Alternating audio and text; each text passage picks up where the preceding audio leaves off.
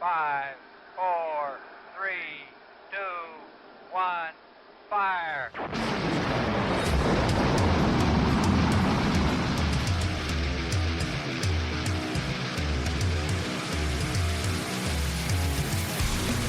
Hello, hello, hello, and welcome to the Indie Wrestling Experience, where we discuss all things related to the Indie Wrestling Experience. I, of course, am one of your hosts, Bob. I am back with John. And we got a pretty cool show for you today. We got Dr. Lawrence Zirconium coming on the show. He is currently the promoter for DAWG Wrestling, Dangerous Adrenaline Wrestling Gladiators in South Jersey. We're going to talk to him about DAWG. They've got 2 upcoming events not this weekend, next weekend. And they were just recently at like a NerdCon fan fest with a table, John, which would have been pretty cool. So I want to ask him about that. So we'll see what's, I think my dog is home. But anyway, so our big news is that we are going to AEW tomorrow night.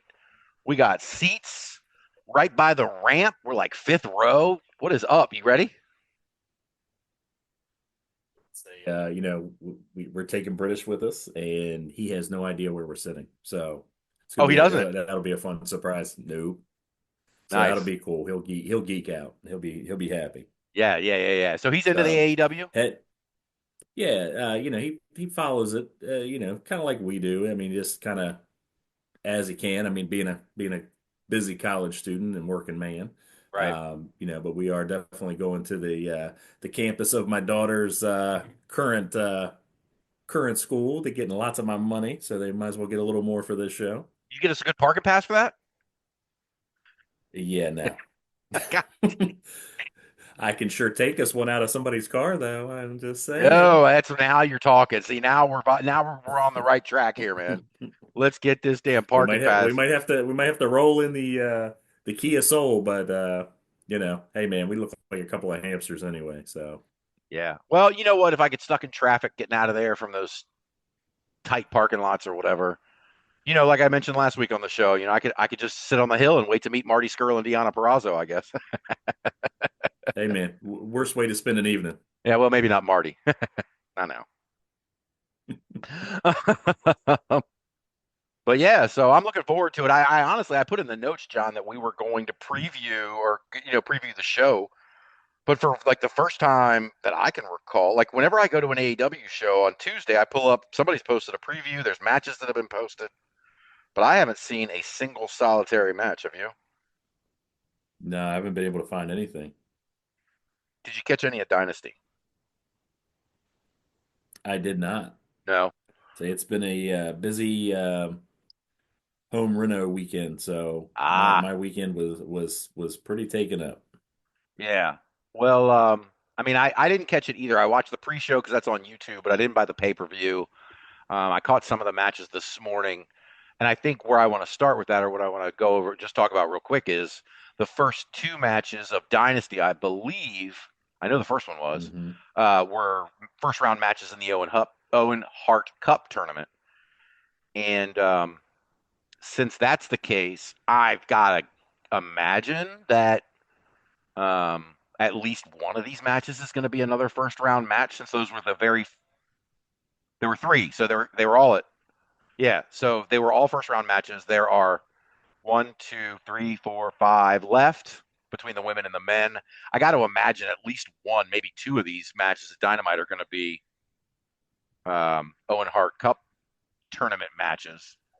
And so, with that said, I'm just going to speculate here. Here's what we got. If there's Owen Hart Cup matches on the docket, here are our possibilities: Brody King versus Konosuke Takeshita, Hangman Adam Page versus a wild card entrant, which I'm guessing is going to be very last. Jamie Hayter versus Billy Starks, Thunder Rosa versus Chris Statlander, or Harley Cameron versus Athena. Any of those jump out at you? Yeah, all of them. They all sound like great matches. Um, yeah, the women's matches, man. Just lately, I've just been super into them lately. So any and all of those would be great. Um, How about you? What are you feeling? I I mean, look, if I can go to a wrestling show and I can see Harley Cameron live, I've gotten my entertainment value out of the night before she even gets in the ring.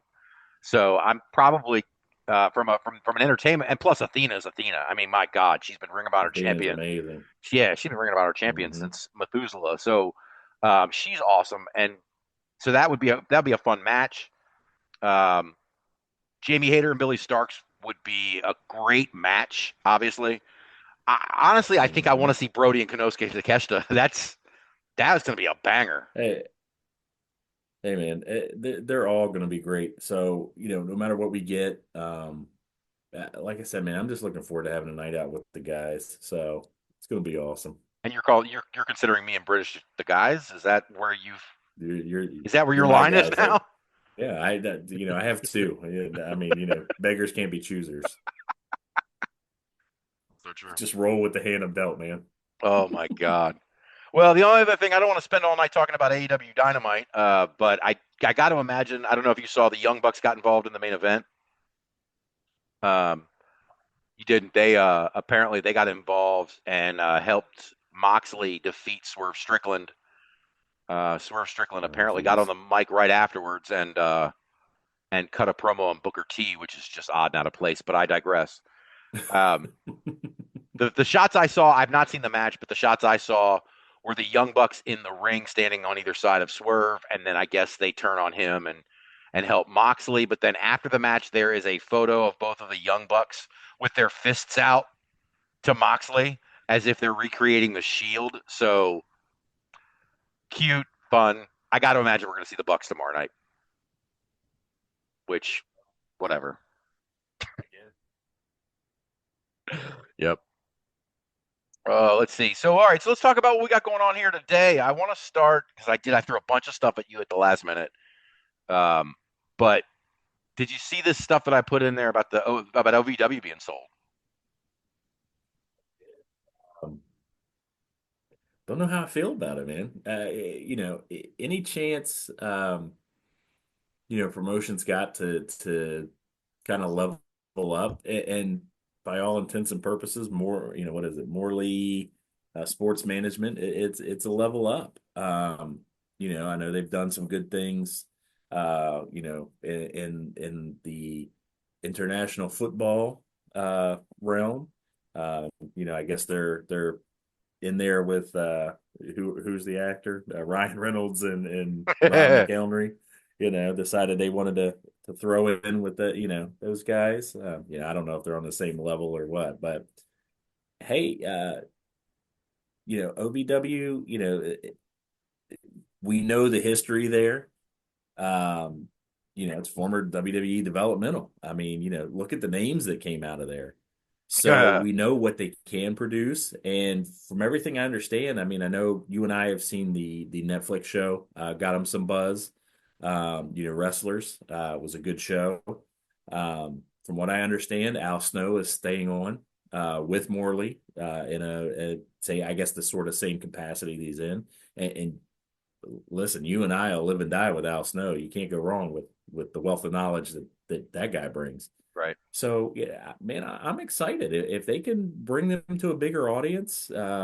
Maybe they don't get to the AEW, obviously WWE level, but maybe they get to that Ring Honor kind of level. And man, I'm down for it. I love me some OVW, so Yeah.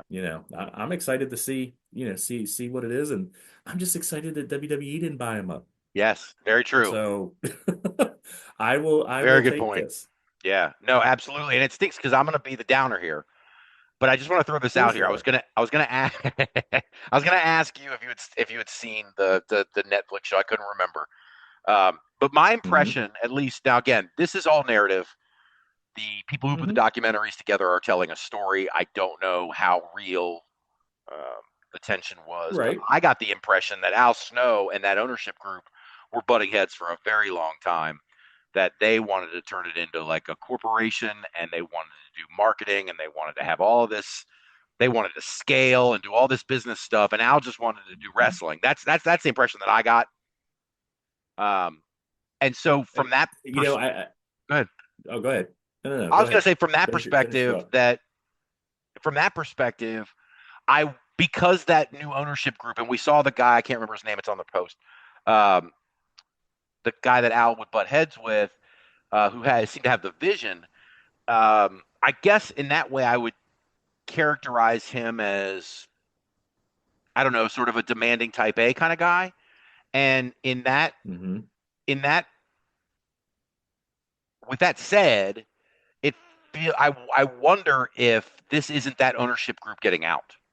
And that's what worries me. Is that ownership group getting out? Have they sold a bill of good? No, all right, no. OVW is great, but have they sold something to this investor group and made them think the investor group can turn something around? Has OVW overspent? Have they, with all this marketing and all the shows they've been running and all everything else, are they in trouble? And these guys Hmm. are coming in to bail them out. That's what I don't want to say worries me because I don't have a stake in OVW, but it's like Right.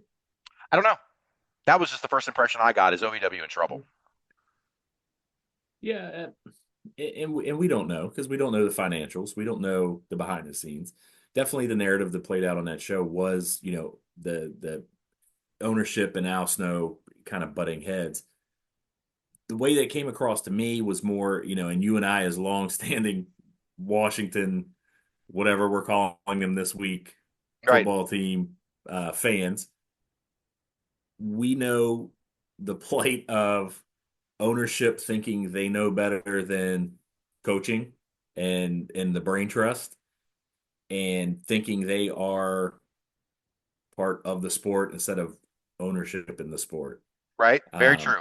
I took that more as that was the headbutting that I saw on screen with Al Snow. And again, I'm with you. The gentleman's name is you know slipping my mind here, but he was a guy that wanted to put his 2 cents in on everything and really wanted to be, Al, go run it. But I kind of, I don't want to be ownership. I want to be Al. So I'm going to second guess everything, Al. Right, right. But no, no, Okay. no, no. You're in charge. Go run it. So that's kind of the, thing I got. Now, this new ownership could come in and be more of the same. Could be worse. We won't know until things get going. I guess it's really going to be, does Al stick it out for the long run? Does Al kind of say, okay, I can see the writing on the wall. I'm out of here. Um, I don't know. But I'm excited for the possibilities. That's fair. And you know what? And if Al is out, OVW's got a history. You just bring back old Cornette. It's possible. We'll see. I don't know that Jim Cornette aligns with current day business marketing and image strategies. Um, so I'm not guessing that's going to be the case, but What? If there's ever a guy that you would doubt and could absolutely uh, make you take it all back and eat your words, it's Cornette. that's fair. That's absolutely So true. don't ever ever ever count that guy out and his ability to sell tickets, man. Yes. No, Don't very ever true. do it. Absolutely. Now I tell you this, I texted this to Rich Buckholz yesterday when Hmm. I saw the announcement come through, and his only response, I sent him the 3 photos I sent you from the post, and his only Right. response was interesting. So I'm Mhm. hoping to have Rich on, and maybe Rich can find out some stuff, or maybe Rich. I mean, I know Rich has a perspective we don't have as an owner of a company, so I'm really Oh, curious absolutely. to see where he is on this. Absolutely. Yeah, Yeah, no, that'd very be very much. interesting, man. It Yeah, will, and Rich will be back on soon. We have a absolutely. guest this week, but maybe Rich will be back next week. I don't know. We're flying by the seat of our pants here. That's not true. So the other thing that I sent you, like I said, I sent you a bunch of stuff over the weekend late. We talked about it. I had a rough Hmm. weekend, and I apologize for that. But one of the things I did send you late was this CCW bash at the Brew show. And just to set the stage, Hmm. I've talked about this before. You know about it, but like I said, I covered CCW's weekly TV for a couple of years straight. Hmm. So like I'm pretty into this. I know quite a bit about this promotion, and so I wasn't. But even I didn't know. I had no idea they were going to be streaming this Bash at the Brew live. Like I've been wanting to see a Bash at the Brew live for 3 years, and then Saturday night Hmm. I'm just scrolling through. at like 7:58 p.m. and there it is, starting at 8. And I went, holy shit. Well, that's a stroke of luck. I even tweeted about it, like, holy shit. Do y'all know CCW's streaming live right now? It was it was pretty cool. Um, It's good. It was a great show. I mean, it yeah, really was. So a I lot of was, interesting stuff to talk you know, about. like I said, I'm not super familiar with CCW. I mean, obviously being out here on the East Coast, I know the name. I know some of the history of it, but I've never really paid super close attention. Um, Dude, they got stuff going on down there. That was a good show with great, um, great production. Looked great. Matches all made sense. The talent is off the walls bonkers, man. That crowd was super into Oh it. yeah, they were hot. I, Dude, I was down. It was great. Yeah, and I didn't. I tried to put the matches back together because I wasn't really making notes during. I just was so much enjoying watching it. But I want to ask you first, the cruiserweight champion Elliot Crow. Did you get to see his match? I did. Now this guy beat my guy Ozzy Killmeister, and I'm watching this guy Crow going, "How did this guy beat my boy Ozzy?" Right? Like, what the worst champion ever? He must be. So he did, he did good, man. He's got, I didn't have a lot of notes on this one because, like I was just enjoying watching the show. Just kind of put it on, and before I knew it, I was, like, wow, I'm kind of invested in this. Okay, well, let me stop what I'm doing and pay attention. Yeah. My note on him is, he's got his offense is interesting. He's got a lot of kicks, and they look really good. We were talking, a couple episodes ago about guys that can really throw good working punches. You know what I mean? Hmm. And that's what kind of stood out with me is, wow, he's really these kicks look. Man, he's got a super kick that's out of this Hmm. world. I mean, it Yeah, looks great. absolutely. So and then this kid, I think it's Danny Yeah, Everhorn, Everborn. Everhard, Everborn. Man, kid looks great. He I mean, does. it was, he's got his note that I have for him is his finisher. He's got this loaded punch. Looks great when he throws it. Yep. It's called the skadoosh. Come on, man. If somebody's been, you and I both got kids. He's been watching too much Kung Fu Panda. The That's it. skadoosh, The but skadoosh. it's awesome. It's awesome. I mean, what a great name for it. It was great. It was a good match. Pretty much went how you would think, champion versus a guy looking for his first win. Um, but Everborn, they got something with that guy. He's going to be around a little bit, I think, and there's some things coming up for him because, like I said, he looks like $1 million. Hmm. And time is only going to help him out. Agreed. And Everborn is a guy that has been showing up recently on my results list for CCW. I haven't seen, like I said, Okay, I stopped okay. reviewing the weekly TV about, I don't know, 9 months ago. To focus Hmm. on other things. But as I watch the results come in, I do my rankings. Everborn's a name that's showing up more and more. So I think I mean, I know you talk about getting a push for an indie promotion is a little different than a push on TV, but Right, because you're probably working right. for 20 different companies or 10 different companies. But Hmm. it seems like they're pushing Danny Everborn. It seems like this is his time. They put him in this championship match. And it seems like he's getting a lot of run, and so I think, like you said, he looks great, and I think they're going to start. I think he's going to be prominent. Yeah, I'm with you. I'm with you. Hey, we're all in on Danny then, man. Yep. We got two votes for Danny. No doubt. I am, like I said, I'm out of order because I was recreating this on my own. Uh, Oh, you're good, man. what you have next? I just pulled what the list you gave me, so I've probably got them in the Oh, same order you did, and just kind of made my notes, wherever they were at on the list. okay, So let's see. that's Yeah, fair. So let's yeah. talk So about it. Let's talk about that main let's just, event. yeah, yeah. So Domino we and the Brian Kendrick. Like, okay. what'd you think? You're never gonna go wrong with Brian Kendrick. Dude, Spanky. the guy doesn't age. He Nope. doesn't look different now than he did in 2000. He's got to be It's 50, right? amazing. Dude, he's got to be close to our age. Absolutely. He's only And 45, Doug, but close still, enough. yeah, that's, I mean, Much closer to me than you, but no, no, no, yes. no, no, your math is off on that one, I think. No, one of us went for law, one of us went for finance. So I'm better with the numbers, so trust me. Fair enough. Um, Fair enough. no, but he does. I mean, he looks amazing. I mean, he's in great shape. He doesn't show any signs of like his body breaking down. I mean, dude, 25 years in the business. We know what guys that have been around that long look like. He looks like a newly minted wrestler. He's Hmm. awesome, and like I said, you can't go wrong. You just can't. Everything he does has a purpose. He really kind of for Domino went after that. He did the old school thing, man. He picked a body part and Yep. just stayed on it, stayed on that left leg and just beat it down. It just told a great story. You're in there with the promotions champ. Um, and you make them look like $1 million. And Kendrick did that, man. I mean, this is the first I've seen Domino. Kendrick made him look like a world beater, man. It just made him look like the biggest comeback kid there ever was. Yes, he did. I agree with you 100%. And I try to avoid that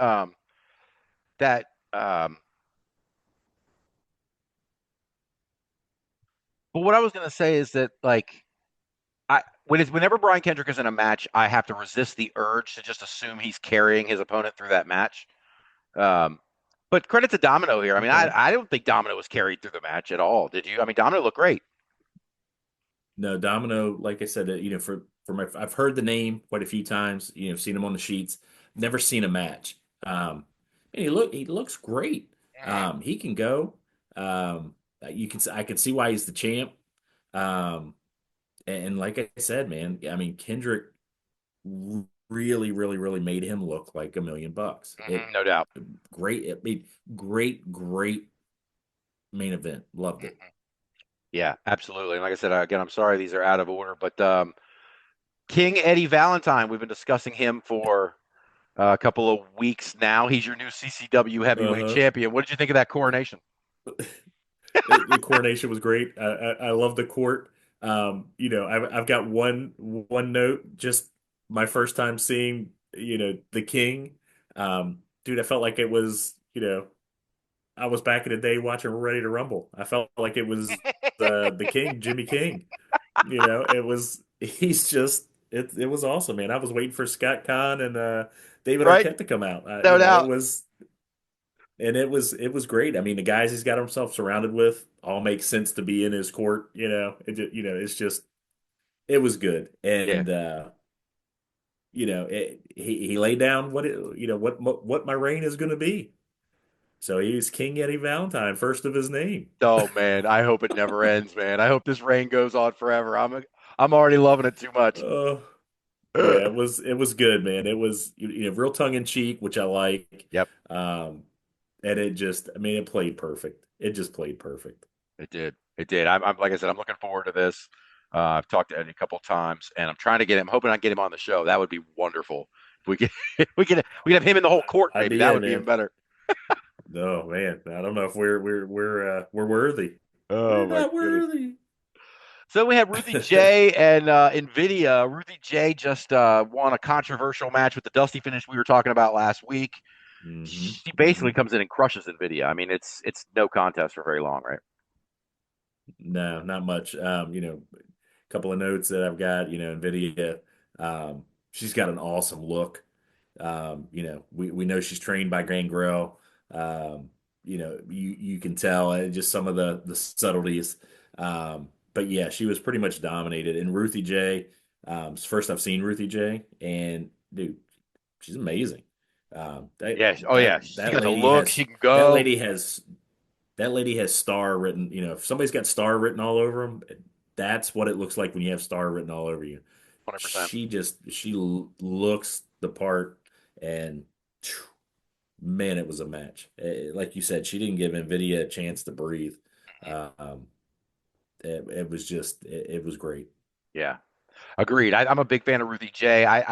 She got knocked down in my rankings because she's running with NWA and there's these long gaps hmm where she doesn't appear and defend the title or whatever.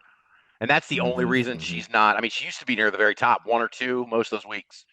and then she sort of started, I guess, focusing more on NWA, which I would, obviously that's a big opportunity. Um, I get it, but yeah, she is. I don't care where you put her. I mean that she's going to visually stand out. uh, Whoever she's in the ring with. I mean, she's that good. She's that polished. The look is that put together. It's just she was great. Agreed.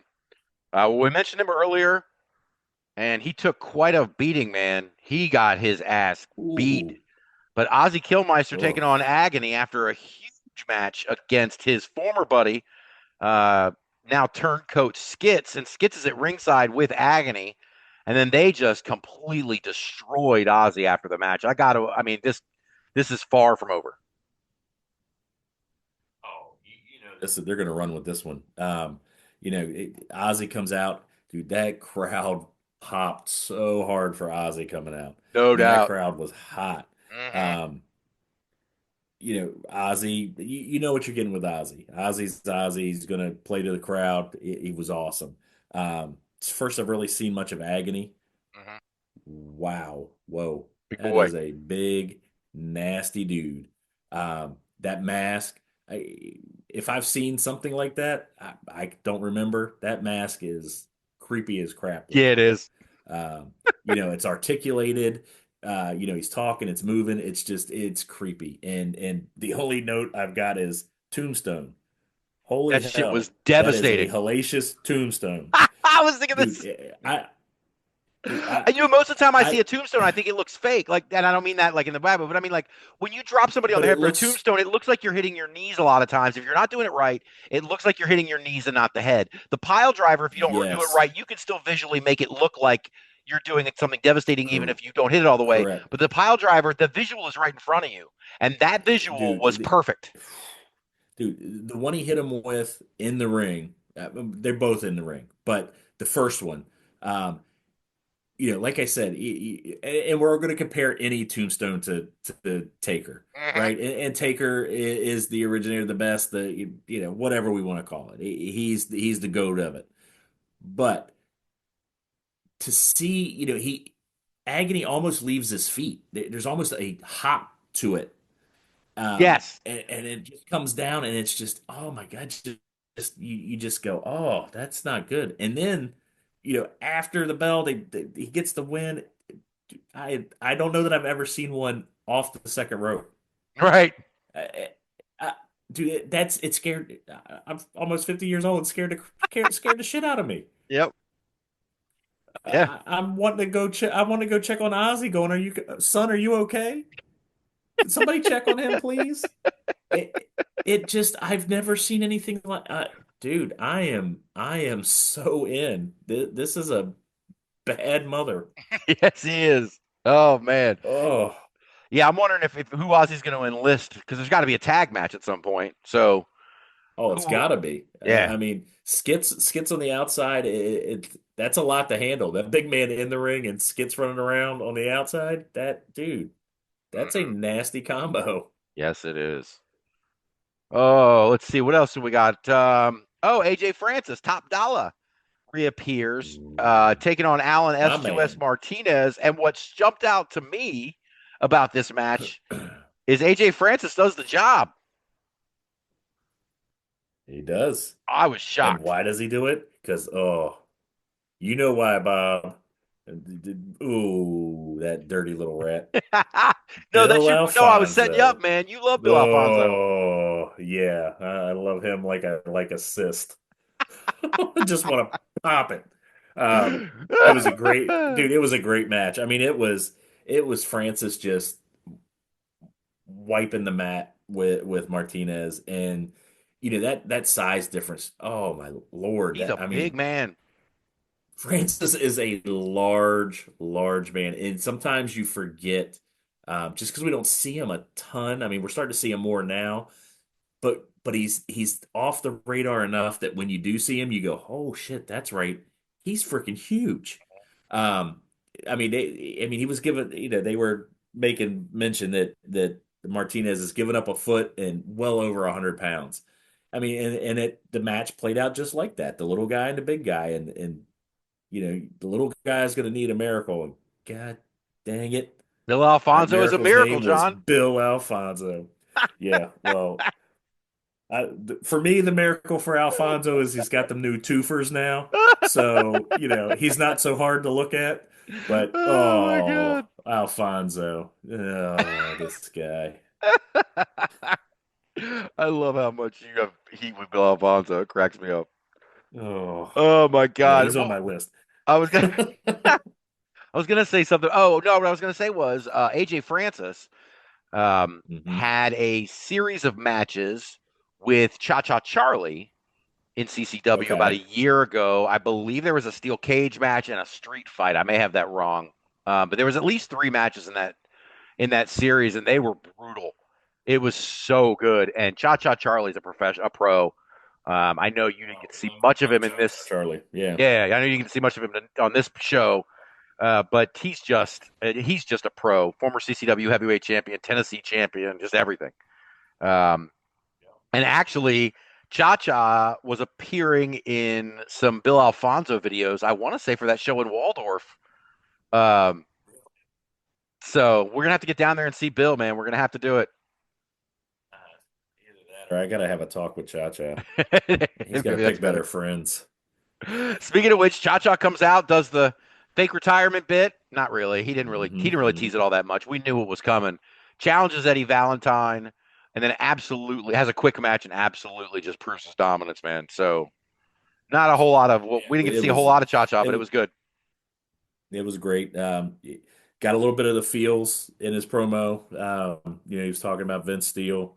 Yes, all We've right. talked about him. So I got a little dust in my eye while I was watching it. Um, and I did. I love the swerve. You knew what was going to happen, but he's just, I gotta go. I gotta go. I gotta go. I gotta go after the heavyweight title. There we go. I was in, man. I'm all for. I'm like, I'm back in, Cha Cha. You got me.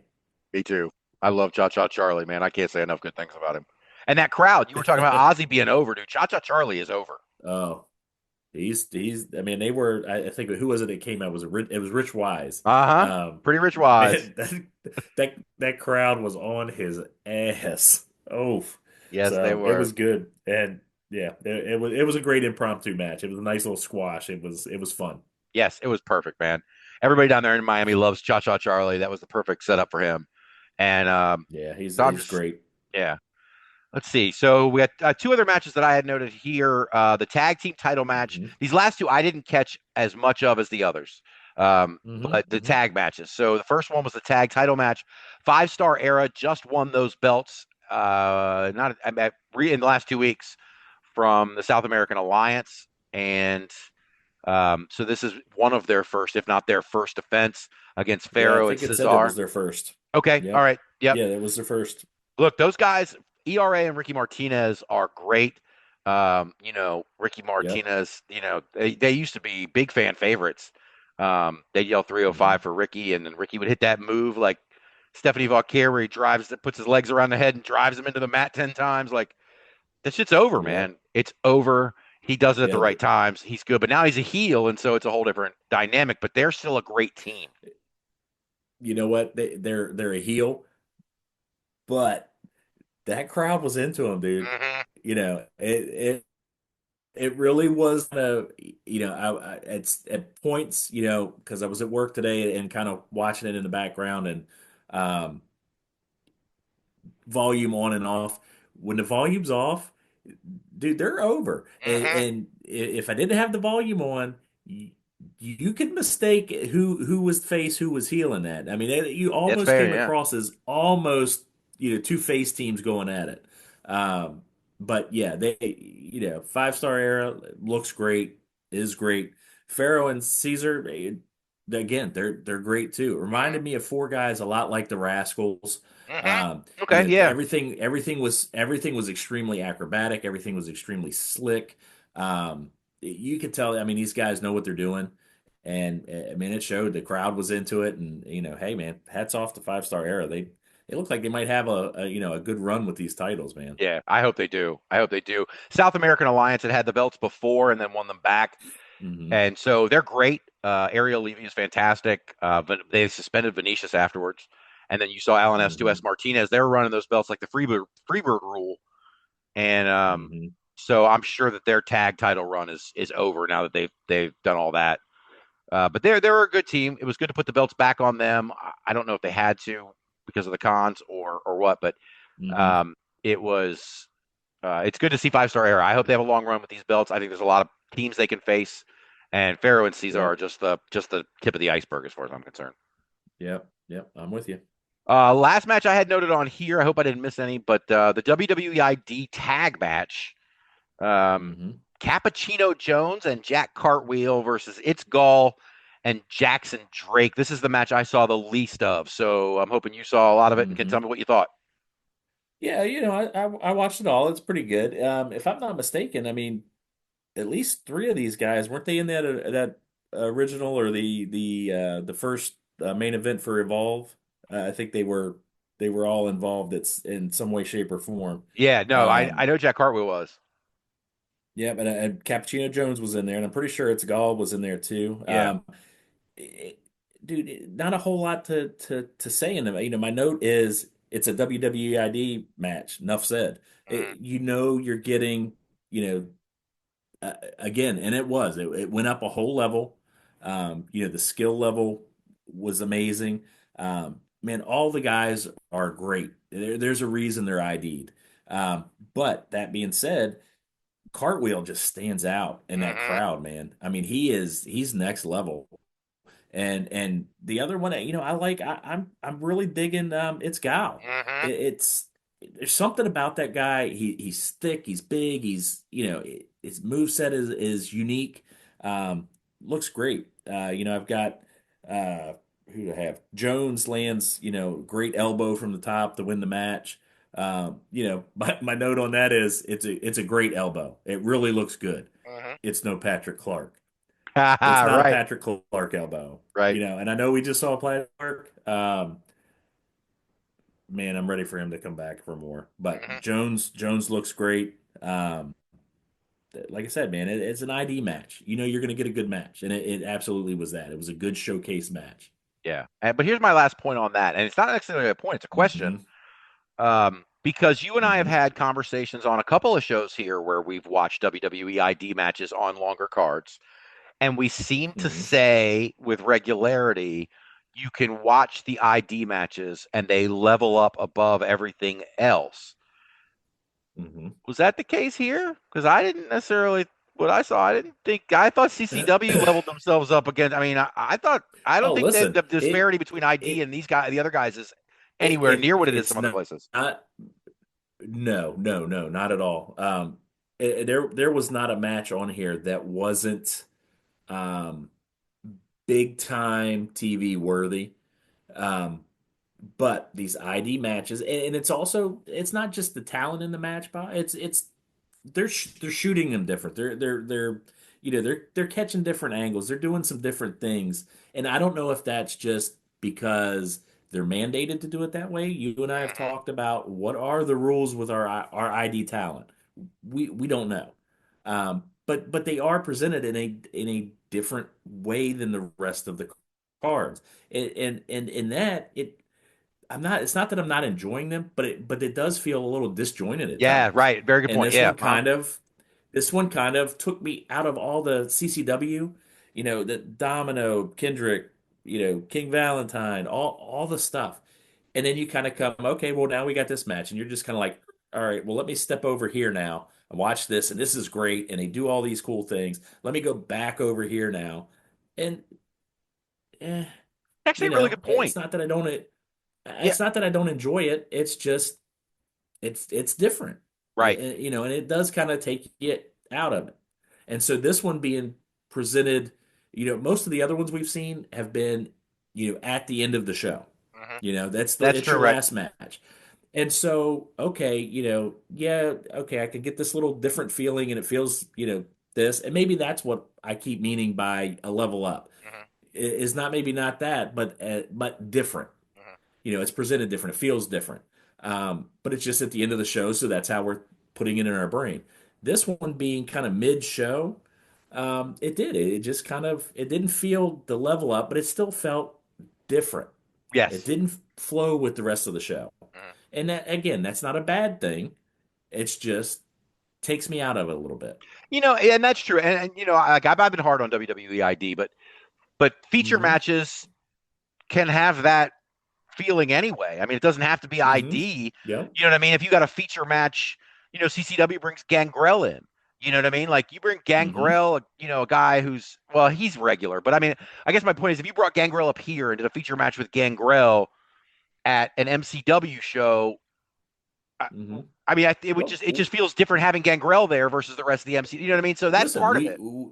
we talked about it at the Hollywood show we went to when it was Hawkins and Yeah. Ziggler. Uh Not huh. I can't help but say Ziggler. You know what I mean? Yep. Nemeth. Um, it just felt different. It's like, okay, we've got our MCW show, and then it's the cherry on the top of the sundae. The sundae's all one piece, but this cherry tastes different. It looks different. It's here for decoration. Yep. It's our we're gonna call those our decoration matches, right? That's what we're gonna coin them now.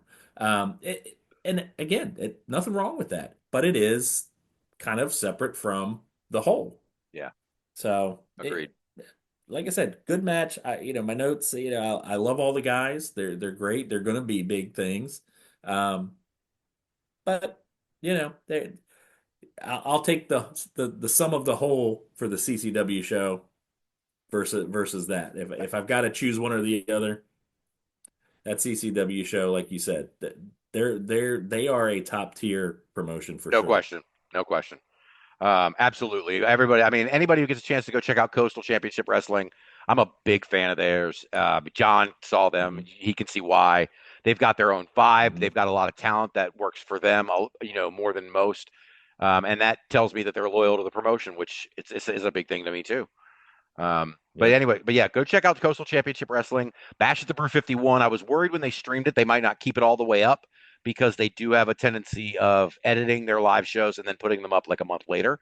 So I was worried it wouldn't Hmm. be up when I sent it to you, but it was. And so anybody else can go check it out, and I highly recommend you do. Yeah, I recommend it as well. It was fun. Yep. We got a couple more things to get to. I know we got Dr. Lawrence Zirconium waiting on us, but we got two more things to do before we get to him. Let me cover our and new champions of the week. The list isn't that long. Facebook was giving me a real hard time with the hashtag this week. Um, but let me run down a few of these that we got here. Um, at Mayhem on Mills, they crowned a new heavyweight champion last week. Leroy Shogun defeated Daniel Starling. Rad Pro Wrestling, one of my favorites. I'm going to get you to watch a Rad Pro show soon. That's the one that's like the 90s theme. They crowned inaugural. It was either inaugural. The title was vacant, but I don't think they had tag champions before. Either way, your new tag champions at Rad Pro Wrestling are the Plant Based Profits, and they defeated the Lost Toys to win those belts. At Generation Next Pro Wrestling, we had two title changes over the weekend, both involving the heavyweight title. Kellen Craven defeated Jackie Thad for the Generation Next Heavyweight Championship. And then right after that, Corey Calhoun defeated Kellen Craven to take that belt right off of him. I'm not sure what happened, but I wish I was there to see it. Similarly, not on the same night, but on back-to-back nights.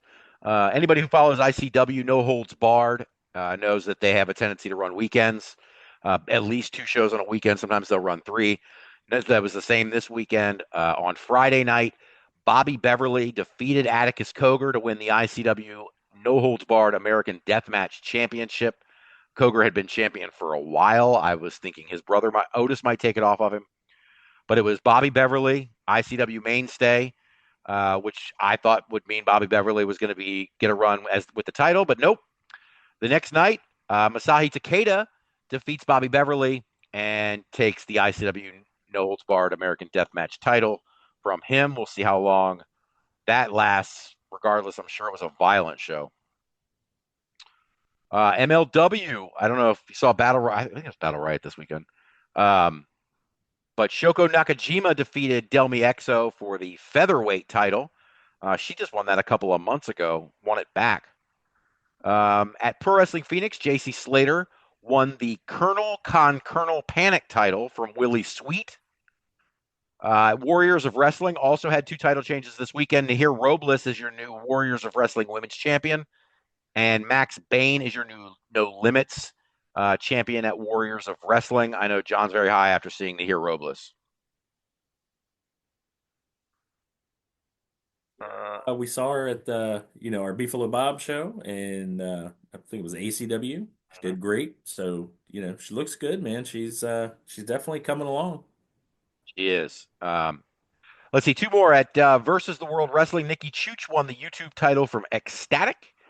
And at Proving Ground Wrestling, Ricky Medeiros became the new heavyweight champion, winning a tournament for the vacant championship.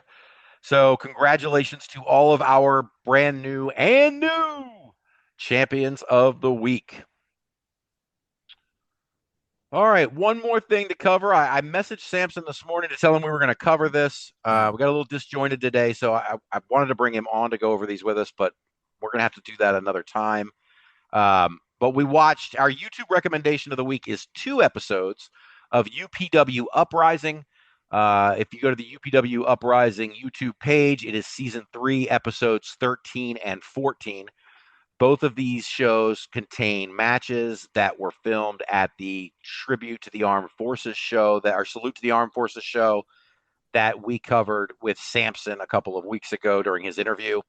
So let's just jump into it here. The first episode, episode 13, before we get to the Sierra versus Leela Hall match, I lost my shit when I saw, I know Samson was talking about Nerd Rage Melvin Hayes, but I lost my shit when I saw Nerd Rage Melvin Hayes cutting that wacky ass promo beforehand. I knew he was going to be a blast.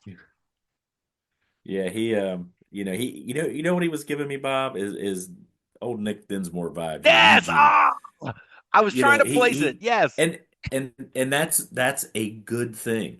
I was a Eugene mark. I loved Eugene. And Melvin gave me those feels, man. Just that super sweet, nice guy, but man, don't make him angry. Nope. Dude, it was a great match. He had a. We'll get into it. It just I'm in love with Nerd Rage. I absolutely love it. No, let's talk about it. So season 3, episode 13 and season 3, episode 14, the Melvin Hayes versus Danny Duggan match actually crosses over from one episode to the next. Right. So we had the Sierra versus Leela Hall match. We'll go back to that. But I wanted to mention it too. I'm glad you said that, because the one thing I wanted to mention about Melvin Hayes versus Danny Duggan, above all other things, is that instead of hulking up, Melvin Hayes gets the Nerd Rage, and then he hits the big boot and the leg drop. I was dying. Dude, it was awesome. I mean, it was a great match. And Danny Duggan, dude, that's the first I've seen Duggan. Dude, I like him. Mm-hmm. He is great. At one point, Melvin's got a hold of him, and Duggan, in true heel fashion, is yelling at the ref, "Hey, he's hurting me." He's hurting me. I mean, come on. How much more heel can you get? Oh my God. Ref, he's hurting me. Oh my God, that's so good. Dude, I had so much fun with this. I mean, the match was just fun, man. I giggled my way all the way through it. It was awesome. Well, and not to mention, Danny Duggan's Canadian. So what is this, kind of like a Rougeau's gimmick? Like, I was expecting him to have the little American flag, right? Oh my God, he's newly American. Remember? Yeah, right. Yeah, okay. So now he can speak on. Oh my God. Now he can speak on it. And like you said, Melvin hawking up, nerding up, just everything going on, dude. He hit some. He's got a claw. When was the last time you saw the claw? I know. I love it. That's old Von Erichs. That's old. Remember old Baron Von Raschke? Come on, man. Dude, it was awesome, dude. It's just so good. My kids hate the claw. My kids think the claw is the stupidest move ever.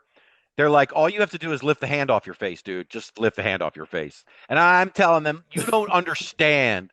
The claw is it's an iron claw, right? And so when it exactly grips, it's not a regular claw. You can't get out. It's right, exactly. Oh, my kids don't understand the claw at all. When I start saying the claw, they to them I'm talking about Toy Story. The claw, Ugh. not that claw. Come on, um, dude. It just makes me feel like I'm a kid again. It's the moves back in our day were just so stupid. I mean, They it makes were. me want to, just bring back somebody give me, I'm going to pitch this now. Can somebody just give me a big monster? Just give me, let's say Strowman. Give me Braun Strowman. Why can he not? Why can't he just pull the guy's arm behind his head and just give him a heart punch? Yeah. That big trucker. Oh, that'd be great. Just somebody give me the old Ox Baker, man. Just give me a heart punch. Just give me. Just it doesn't have to make sense, man. Just give it to me. Just give me the old stuff. That's so good. Did you see did you see there's a clip of Braun Strowman going off on a fan at a recent live event? Like I think I just saw it this weekend. Did you happen to see it? No, no, So I played no. it and I'm listening to it. It's like big Braun Strowman goes off after a fan heckles him, and it sounded to me as Braun Strowman was limping his way back to the dressing room that the fan he confronted yelled, "It's the big slow," and Braun Strowman turned around and just went off. The big slow. Hey, man, I've seen him choo choo around the ring. He's the medium slow. Yeah, right. Yeah, whatever it is, I ain't messing with him. That is No, fact. you are whatever you want to be, Mr. Strowman. Absolutely, my God. So after after the Melvin Hayes match, then we look like we're getting a tribute to Melvin Hayes. Joey Avalon comes out. I thought it was all benevolent. I thought we were celebrating Melvin Hayes, and then I'm shocked. Joey Avalon turns on Melvin Hayes and hits him with a super kick or whatever. Man, my God. Dude, I only have one note, and it says Avalon is a POS. Yeah, Melvin An Hayes absolute is protected with POS. us now. That's right. Uh, Nobody messes with Nerd Rage, man. We are all about Nerd Uh, Rage. We can add him to that list with Heidi and all those others that we watch these shows and we just he right. The indie experience has adopted Nerd Rage no for sure. question, no doubt in my mind. He's in our Oh, stable, man. yep. So early in the first episode, episode 13, we had Sierra versus Leela Hall. I know you're a big fan of Sierra. Love Sierra, love Sierra. She was working the hell out of the crowd, man. She's such a pro. Absolutely. It she always looks great. Hall, dude, Hall is really, really good. Mhm. Um, that match just looked like two absolute professionals going at it. They didn't miss a beat. They knew exactly what was coming and what to do. Um, but Sierra's just she's a step above, man. Sierra is just amazing. Yes. Um, she had a move where she had Hall up on her shoulders and dropped her. I want to say, dropped her face first, and it just kind of reminded me, dude. Sierra is so much. She's got so much more power than she looks like she has. Mhm. Um, some of the moves she pulls off, you're just like, whoa, okay. And man, that backpack stunner that she does, Oh my God. that thing is killer. Absolute killer. Um, and it just it's perfect for her. Yeah, love the match. Like I said, if I get to see Sierra, I'm done. I'm in. Just like I said, I will watch her paint a wall because she'll be amazing at it. No doubt. There's nothing this lady can't do. I'm all in on Sierra. Agreed. My notes. One, well, we talked about Sierra working the crowd. I did make a note when Sierra got Leela on her shoulders and then dropped her face first on the apron. I thought that was like impact, man. That was such a great visual and a Exactly. great sound. Because the apron's the hardest part of the ring. I'm not sure if you're aware of that. That I've heard. I've heard. They mentioned it. The other thing I mentioned is kind of like your note though. My note was Leela is young but composed. Like it doesn't seem like Hmm. she rushes through her spots or is ever out of position. I'm not a wrestler, so what do I know? But you got the same impression, right? She was taking her time with Exactly. the Like spots and everything made like I sense. said, we know that Sierra is definitely an old pro. She's been around. She knows what she's doing. Leela, we know is younger, but dude, that's why I said it. It just seemed like two old, like two just vets Mhm. going at it, and and that's a credit to both of them. One, it credits Leela with really being on her game and dedicating herself to this, and two, Sierra for being the vet to kind of lead the match. It was great. It really was good. You blinked and it was over just because it was so invested in it. Um, Loved it. Yep, Absolutely loved it. absolutely agree with you. And then, so I guess at the end of the second episode, we get the Samson J De Niro match, and we've talked about it a bit before because Samson sent us a copy of the unedited version of the match. Um, One thing I want to note before we get into this match and talk about it briefly is watching this match gave me an appreciation for how well they edit and produce this show, because the match we saw was grainy cell phone video, it seemed like, and what we saw was a finished product. I thought it looked great. I thought they presented it really well. Um, yeah, I just think it was a really good. I think the show is Props, a good man. production. Absolutely. Yeah, Yeah. And that's something when we talk to Samson that they kind of pride themselves on it as their production value. And man, it really came through in the finished product. It was awesome. yeah, absolutely. I think so. Um, So this match, like I said, we talked about it before. Jay De Niro and Samson for the title. We mentioned it before. These are two big dudes.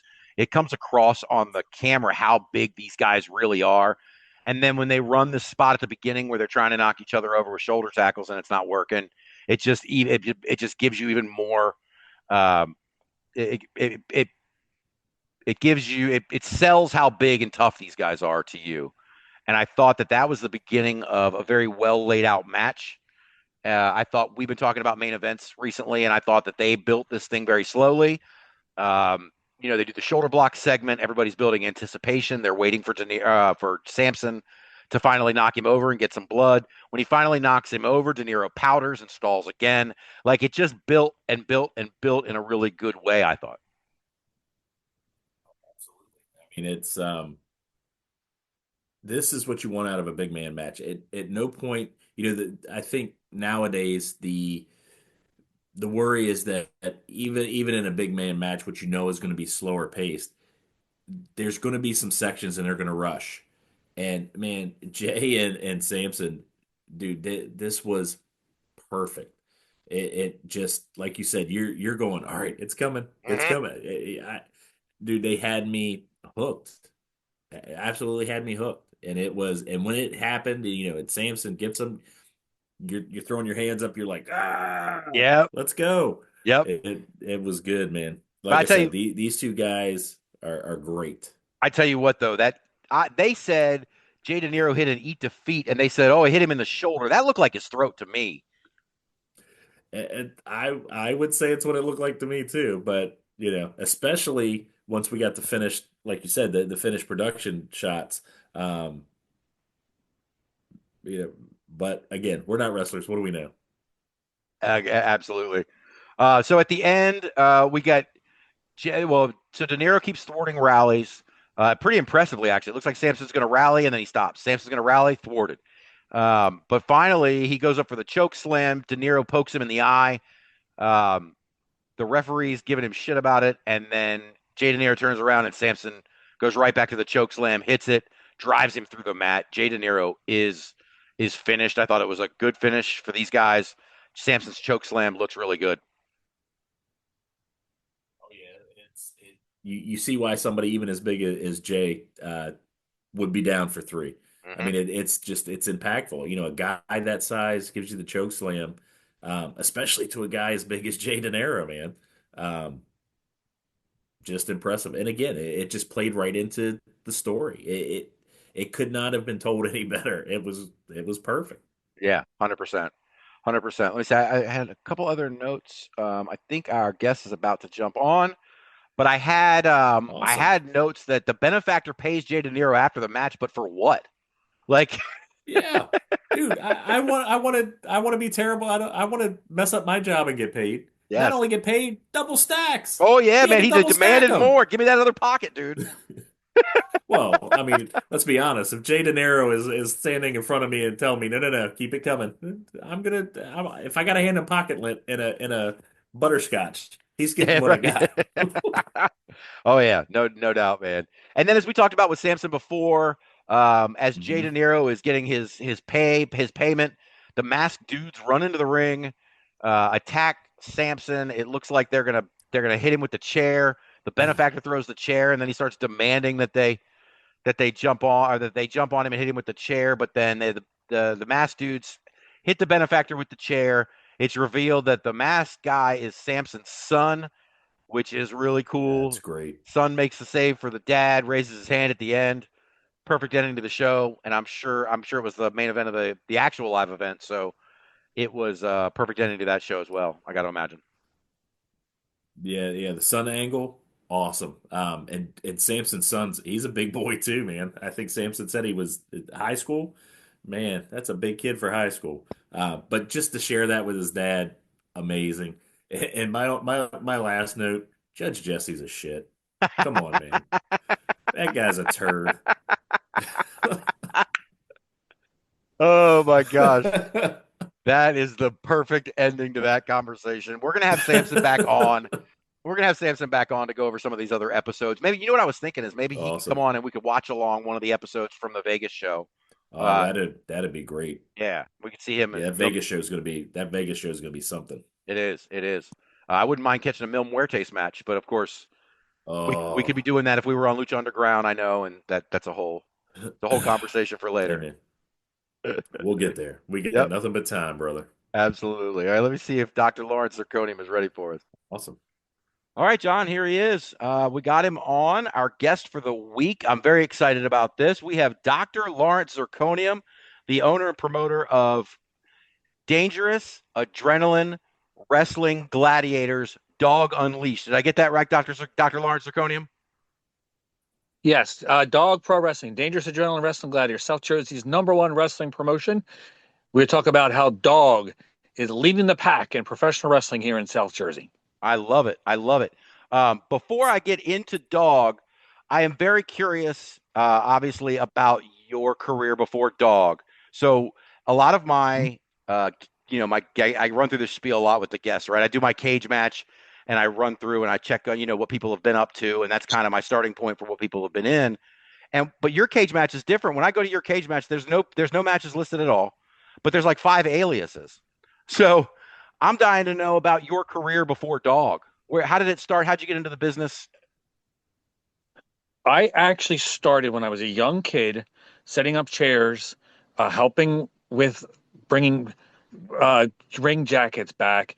I've been involved with pro wrestling for as far back as I can remember. My uncle and my brother used to bring me to events. My brother brought me to the NWA.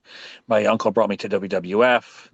And we used to go to wrestling events all throughout the years, watching everything out there. Then later, my brother started bringing me to all kinds of independent wrestling events. I saw the original ECW when it was Eastern Championship Wrestling at Mike Schmidt's Sports Bar.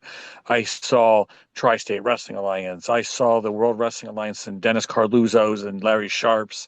I've seen every wrestling promotion worth it up and down the East Coast, ECWA, and just used to go to all these great wrestling events throughout the years where I got to know a lot of the wrestlers and a lot of the people in the business. And then I started working with John. What was his name? He's actually a broadcaster. He does sports for one of the local ABC station, I believe. I can't think of his name right now. I don't know why I just lost it, but he used to run a wrestling newsletter, and I would write for him under various aliases, and then sell them at wrestling events throughout the South Jersey, New Jersey, Pennsylvania area. Help him out, and write for him, and he always promised me all these exclusive videotapes for him to do it. I never really saw any of them, but that's the difference. If I ever see him, I can't think of his name now. I can't believe I just blanked on it. I went to go say it and I just went down. But he is actually a sports broadcaster. He works for like a major news agency, one of the major networks here in the Philadelphia area. And I'll randomly blurt it out, I'm sure, like in the middle of a conversation. He'll just hear me say it right out of nowhere and he'll scare the hell out of you. But I used to help him write. And then when I got to be old enough where I could start training, I started training in professional wrestling. First, I went all the way down to Maryland to train with Lucifer and Carnage and a bunch of people down in Maryland. And then I came up and started working with a different wrestling promotion that here, started working at the CZW Wrestling School. I was John Zandig at the time, Mhm. working there. And then I just basically learned anything I can. I wrestled, had a lot of fun, but I was small. So I was great for being thrown around and power bombed and beat the crap out of. But in the time there wasn't many people that were small in the business, so I was basically the guy to get beat up a lot. And then, unfortunately, real life injuries happen. So I transitioned out to do some other stuff, and now I'm a promoter. It's always been my lifelong dream. Everything has been one to be building up to be a promoter. I went to college to learn how to do psychology and how to do television production and all that stuff. It's all basically because I wanted to be a promoter. I'm working on my business doctorate right now, and Wow. let's just not say I'm also a doctor, not just a doctor of professional wrestling, the wrestling doctor, but I'm a true physician when it comes to the professional wrestling business. And that's why Dr. Z is your number one wrestling promoter here and why everybody loves him. Hey, Talk to myself in third person. there you go, man. Nothing wrong with Dr. that. Z, you do what you got to do. Yes. I'm the only true doctor. If you ever heard of any other doc in this area, he's a carny, he's a scam artist. I'm the only true doctor in professional wrestling. Noted. Noted. I wanted to mention just because when people do this, I get a bug in my ear and I can't let it go until I figure it out. Is it John Clark you're talking about? NBC 10? John Clarky, yes. Clarky. I can't remember. I can't forget that. Yeah, he used to run a wrestling newsletter, and he did a couple conventions, and I was always part of helped him out with everything I can. I haven't seen him since. I have to remind him he owes me that British Bulldog versus Ric Flair tape that I never got for the last time I helped him. Oh, wow. I'd like to see that tape too if we can get a hold of it. I was going to say that one would be worth sticking in my craw. I Right? want that one too, Dr. Z. Yeah, I've been waiting to see that one for a while. It's some right from a European tour. It was a fan cam footage of it, and Oh, apparently it's real hard to find. It was always one. I've collected tapes. I'm really dating my age right here, but I'm dating. I've had collected tapes since I was able to watch wrestling on TV. I watched everything from Southwest Championship Wrestling and Continental, Mid South UWF, USWA, and all the various versions of Memphis, WWWF, NWF. One of my favorite wrestlers growing up was Mad Dog DC Drake. Loved him. Uh, just all kinds of wrestling coming around, and I grew up watching all of it. Back in this South Jersey area where I live, there was one time legitimately 23 and one half hours of first run individual wrestling on every single week. And that doesn't count like the Mexican versions of the WWF and the recap shows. I mean, actually, first run professional wrestling in my area, 23 and a half hours of professional wrestling every single week. And I watched every single minute of it if I could. Even Glow. wow. Oh, me Wow. too. See, he's back. See, he's back from our time, man. And that's funny because Glow was one of those ones. Like, it was every night. Like, I was in middle school at this point, right? But like, Glow, Mhm. it would be Glow one night. You'd get NWA Worldwide one night. Then I'd get World Class. Then I get Mid South, or then I'd get. Mhm. It would just be like a 7 day stretch, and then Saturday was like a 4 or 5 hour marathon of all these shows from Oh, yeah. every nasty or Mhm. terrible UHF channel that I had to get a coat hanger to be able to view from a Philly station down here in Southern Maryland or whatever. I mean, it was just Yeah. it was all over. But any chance I got, I had that TV guide out from the paper and I was circling everything, even if it was on far out channels. And I remember watching Glow, man. Glow was fun. Yeah, there was a lot of great wrestling. ICW with the Soldies, Mhm. the UWA. I had Florida Championship Wrestling. I had two different UWF World Class. I remember that's not. I also am not even talking about the 5 days a week on ESPN Legends of World Class that was on, or Right. Yep. AWA. I had that. Yep. WWA. Larry Sharp had a show for a little while on Comcast Store. I'm sorry, Store Cable. That's how old that is. That's before Oh, Comcast wow. on Channel Man. 5. There used to be that on there. I mean, I've seen so much professional wrestling, good, bad, and ugly, and it was everywhere. And I watched every single ounce of wrestling I could find on television. There used to be this Pennsylvania station that would broadcast wrestling 6 days a week, and it would have like, this was many years later, but this was like NWA Wildside and uh, TNA Explosion, and they had a different wrestling program, Jacked and Metal.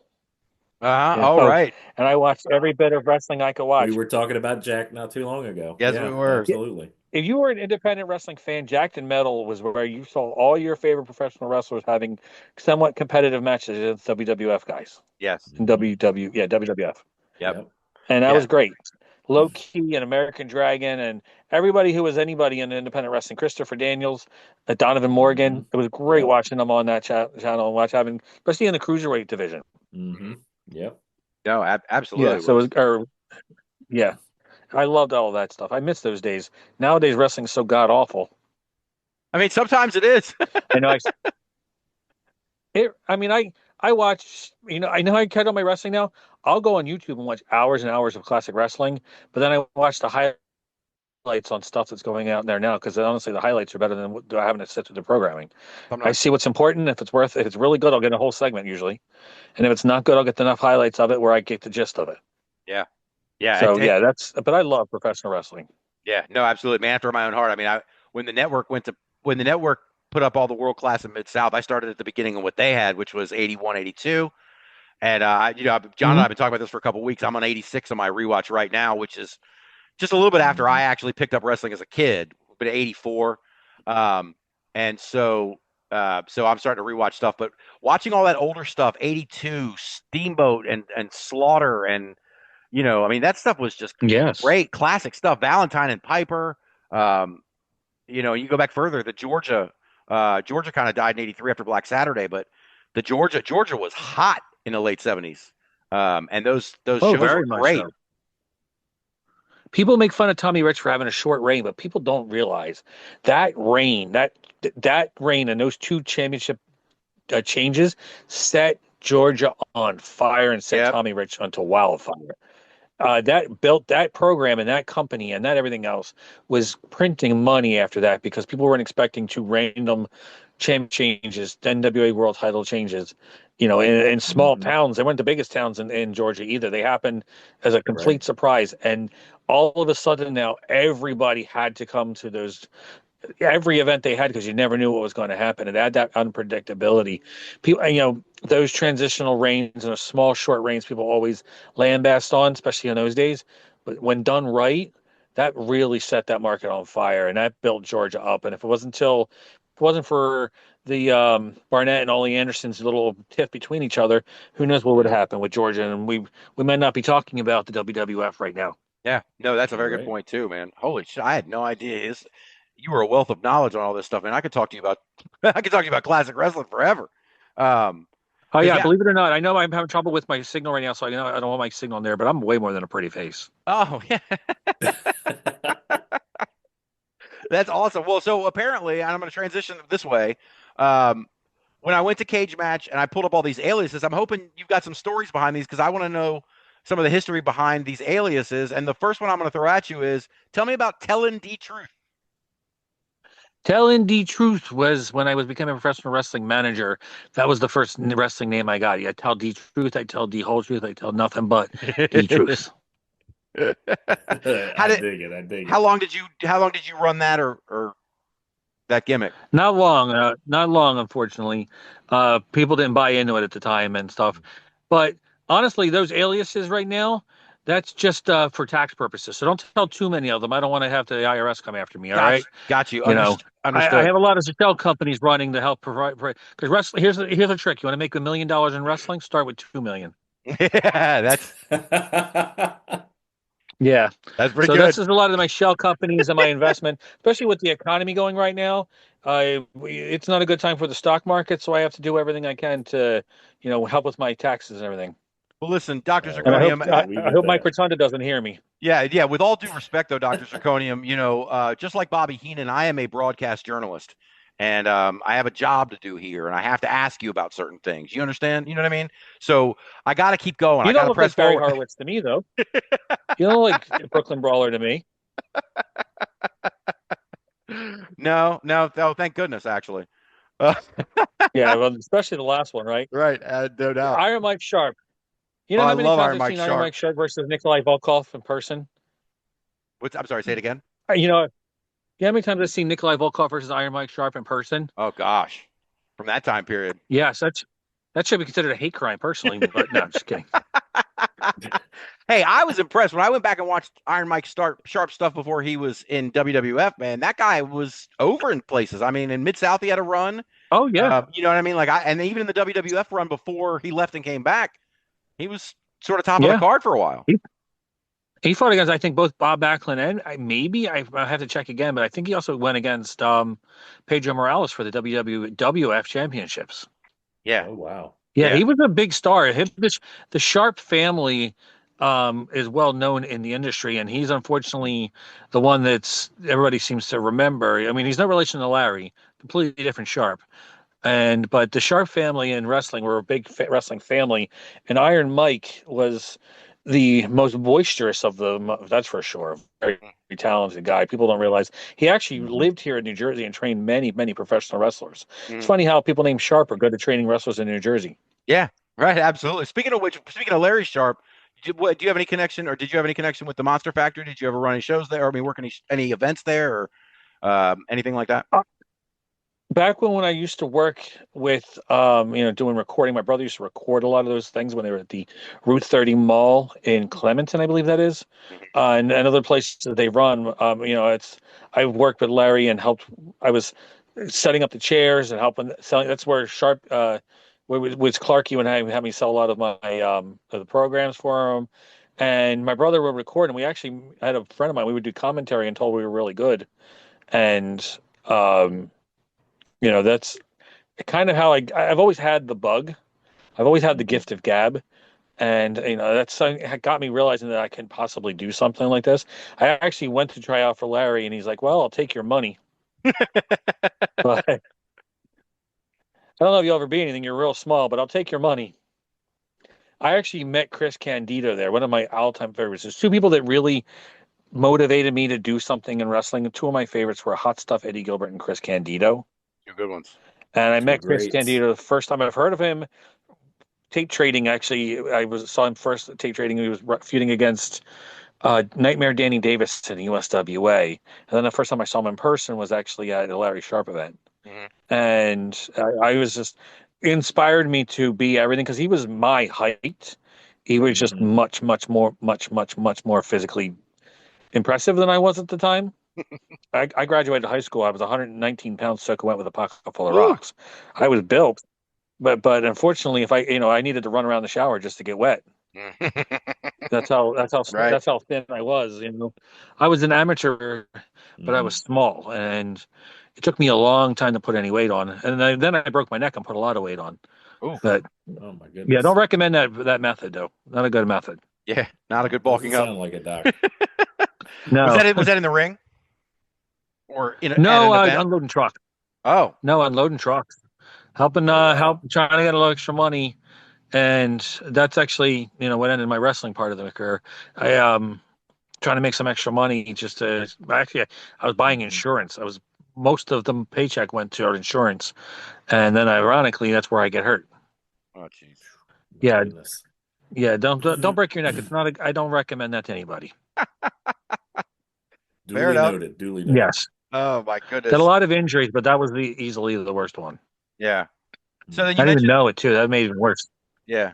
You mentioned that the goal was always to get to running events. The goal was always to be a promoter. But it looks like from the limited amount of research I was able to do, it looks like DAWG is not your first foray into that. I worked with a lot of other stuff. Like the NWA Dog Pound's still DAWG, but beforehand I worked with a couple other promoters, including a very shystery doc, who was a Carney Con Man when I was old Carney Con Man. But I worked with a couple of different places at first and a couple of different partners. There's a reason I don't have any partners now. I don't work with anybody. Fully understand everything that. DAWG's done by me. Yeah, but there were some people out there that I learned a lot from, like especially what not to do. And so I've learned a lot throughout professional wrestling. I really honestly came into everything I wanted to learn. I've done refereeing, I've done ring announcing, I've done putting that ring together. I've did commentary, I've done everything you could possibly do in this business. I even sold popcorn. And way out front. I was just at a MAWA event, Mid-Atlantic Wrestling Alliance, and they needed somebody to help sell tickets. So I was out in front selling tickets, taking money and putting them in a little metal box. You got to do in this business. If you have an ego, you need an ego to be in this business, but you can't have an ego to think you're better than this business. And that's a lot of people do. They think they're entitled to all this great stuff. There's paying your dues is just more than putting a ring together. Paying your dues is going on that road and traveling up and down from Maryland from Maine down to South Carolina and everywhere in between, and going out and calling podcasts and radio shows and television shows and learning to get your name out there, going out and selling your own gimmicks, hustling. There's a lot to paying your dues out there. So go. One of my favorite things is I went to an event where I spent half the event listening to Ox Baker tell me stories. And then myself, Crazy Ivan, and Chris Candido were the only people in the locker room listening to the Missing Link tell stories. Wow. So much knowledge out there. Hillbilly Cousin Luke, I talked to him every time I had a chance I could and get whatever I can from him. People you don't think of, like New Jersey native Jack Victory. I love talking to him. If you're going to like independent stalwarts in this area, like Biggie Biggs and Patch and Glenn Osborne, and talking to them and learning everything you can. I don't think I know everything in the business, and I never will. I don't consider myself a historian. If anything, I'm a student of professional wrestling. But I love learning everything I can. I still read as many books and listen to as many stories of these wrestlers telling. I love just listening in the locker room, and everybody else is playing games or doing drugs or farting in the corner or doing whatever else you're doing, and I'm sitting there listening to any one of these wrestlers, anything they want to tell me, and any gleam. Like Al Snow taught me so much. Everything, so much he would teach me, and I listen to Jim Cornette. I listen to Jim Ross. I love the people who've been around and who done multiple facets in this business. You can be a wrestler, but when you have to learn how to be a manager, when you have to learn how to be a commentator, when you have to learn how to be a referee, all the different things give you different outlooks, different perspectives in professional wrestling that you don't get. So, there are a lot of wrestling promoters out there that think the referee is an afterthought. To me, the referee is one of the most important things of any dog event. We try to have some of the best referees. We don't always succeed. Sometimes we get some ones that are like, but we try to have really talented referees at the business, because that's a huge beginning. That's the foundation of what your wrestling product should be, is your referees. And then if they can make a great match better, they can make a bad match good, and they could really make a stinker over fast if it has to be.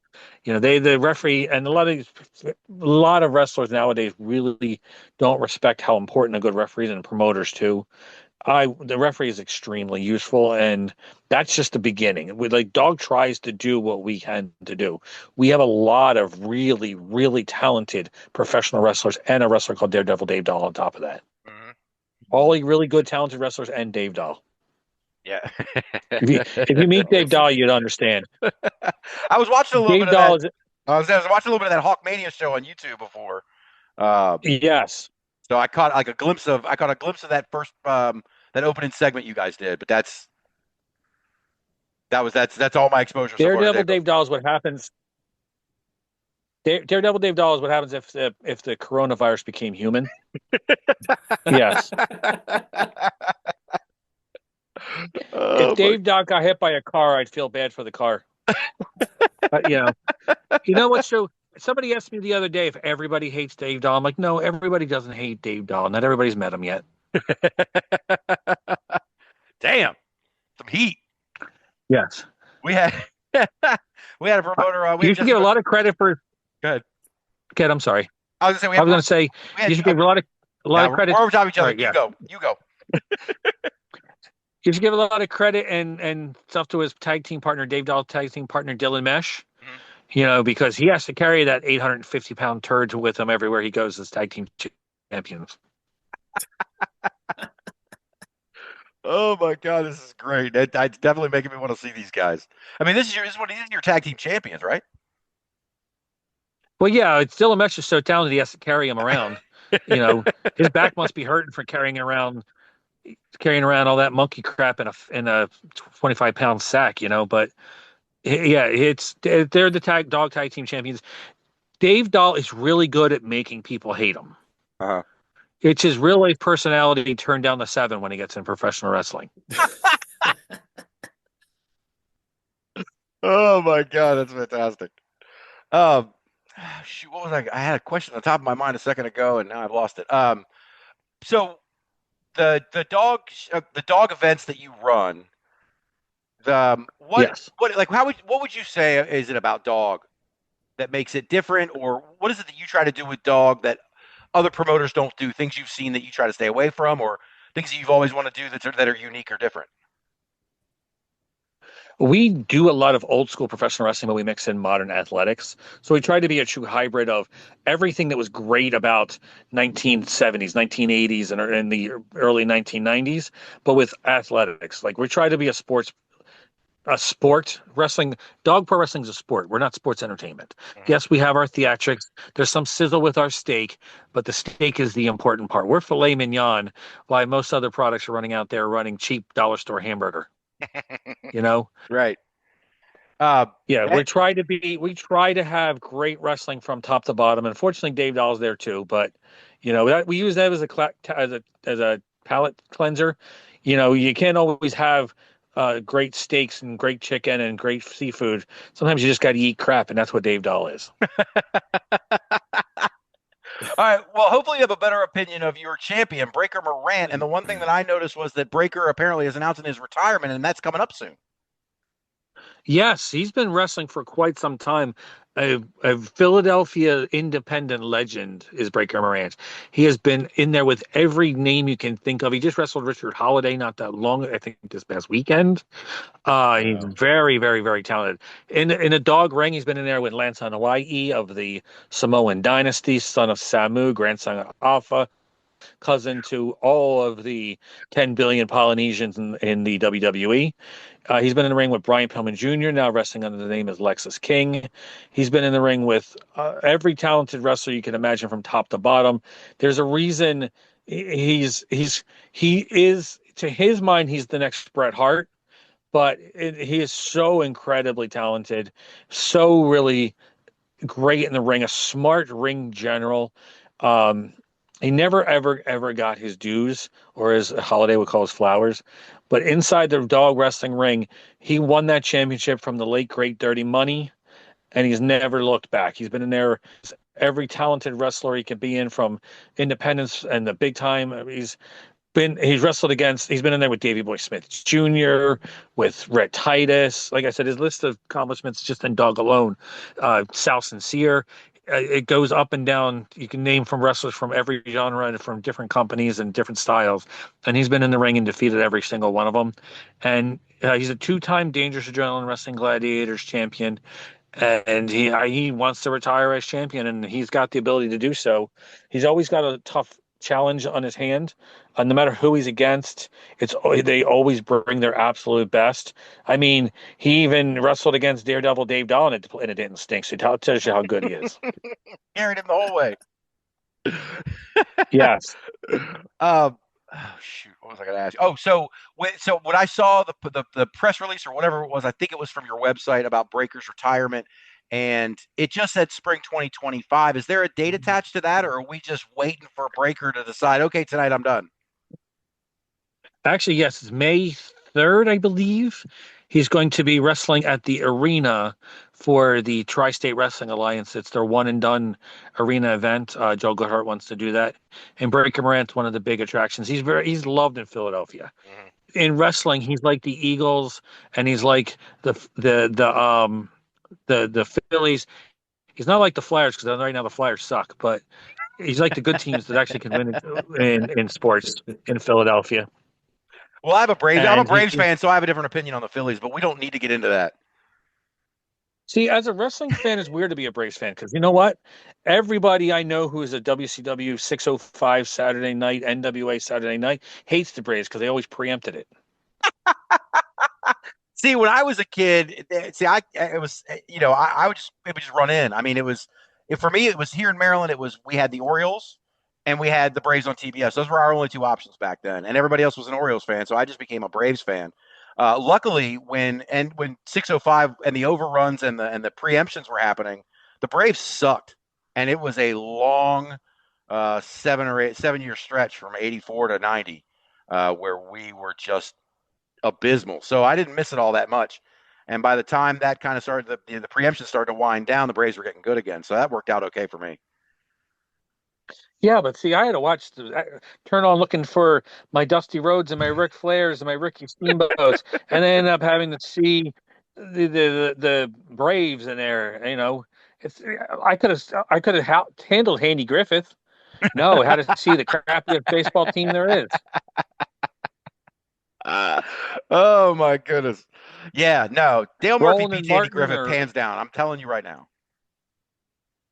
I could have handled any one of the shows that were on TBS, but the Braves, they never preempted. They never preempted the NWA for the Roland Martin fishing show. That was always as Braves, and that's what I'm saying. No wrestling fan who grew up in that era should ever be an Atlanta Braves fan. Oh man, I'm sorry about that. I'm sorry, but I am. And the Phillies and I have a long history that boy, they've broken my heart a couple times. Well, of course, they're from Philadelphia. Philadelphia teams didn't start winning till recently. Yeah, no, that's true. That's true. But I tell you what, the Eagles are no joke now. Yeah, for years the Philadelphia sports teams choked like a 15-year-old out on prom. Yeah. Oh, wow. Yeah. Oh shit, this is awesome. I wanted to ask you about. So you mentioned Mawa earlier, and I've seen the Mawa titles defended on your events. Do you guys have like a partnership, or do you just occasionally bring in their champion, or how does that work? They're like a sister promotion to us. We've actually helped them. We've had the Dogs Championship defended on Mawa events and vice versa. So it's possible you like at the one we did for the Monmouth University. It's where we also had Enzo and we had Falaba and we had Notorious Mimi and we had Tank Tolan from the WWF and Ring of Honor and all these big time there. But we also had the Mawa champion defend his championship. And we try to give fans something special, and we do have a sister agreement with each other. So you may see the Mawa Championship defended on a card one time, and then the Dog Championship defending on a Mawa, or vice versa. So we also share a few wrestlers like Vinny the Fixer, former Mawa champion, former Mawa tag team champion, also a former 3-time Dangerous Adrenaline Wrestling Gladiators tag team champion. Nice. Nice. Is that the same So, thing you've got he's with World Wrestling Grand Prix? Because I see their titles on your show too. the World Wrestling Grand Prix, and we don't run shows; we run events. We're actually sanctioned by we're sanctioned by the World Wrestling Grand Prix. The World Wrestling Grand Prix Championship sanctions their that championship. It's the traveling championship that is defended. It's defended a lot in Dog because we're obviously the biggest and most prestigious of the companies. But the current World Wrestling Grand Prix champion, David Goldie of the Monster Factory fame, you might have saw him on that documentary on Apple TV. You might see him on New Japan Strong. Very, very, very talented wrestler. Mm-hmm. He actually won that championship last year, was it? I believe at Rowan University because he's a Rowan alumni, and he defeated Chris Steeler for that championship. Chris Steeler had that championship for over 3.5 years, and that reign was ended by David Goldie in his own alma mater at Rowan University, and he's been dominating the wrestling scene since then, trying to defend that championship. I know if with Rowan, he's going to be back there when we do Rowan on April 17th, and we'll talk about that one soon. Mm-hmm. Yeah, absolutely. And I'd say I'm a big fan of Goldie. I saw Goldie at the Monster Factory right before he was about to head out west to New Japan Strong. And I thought I was going to be seeing a lot more of him soon. I'm kind of disappointed that I haven't seen more of him on the bigger stage since then because I just was incredibly impressed with him when I saw him. I just recently saw him on Rampage, tag team match on one of the final Rampages. But I mean, and he was impressive then. He and Miles Hawkins were great. But I really thought Goldie was going to be a name I was going to see everywhere soon. Well, he's at a crossroads right now. See what I did right there? Mm-hmm. And He's very viral on YouTube, actually, based on that Crossroads. Mhm. But he's going to break out. He's tall. He was finally starting to really fill out. He's putting on some good muscle. Mhm. He's look, you know, his talent. He was always a puppy with big paws, but now he's a big dog. Mhm. And holding that World Wrestling Grand Prix Championships definitely put him at another level. Uh, he's very, very, very good in that ring, and I can't wait just everybody else to see what I've always said about David Goldie.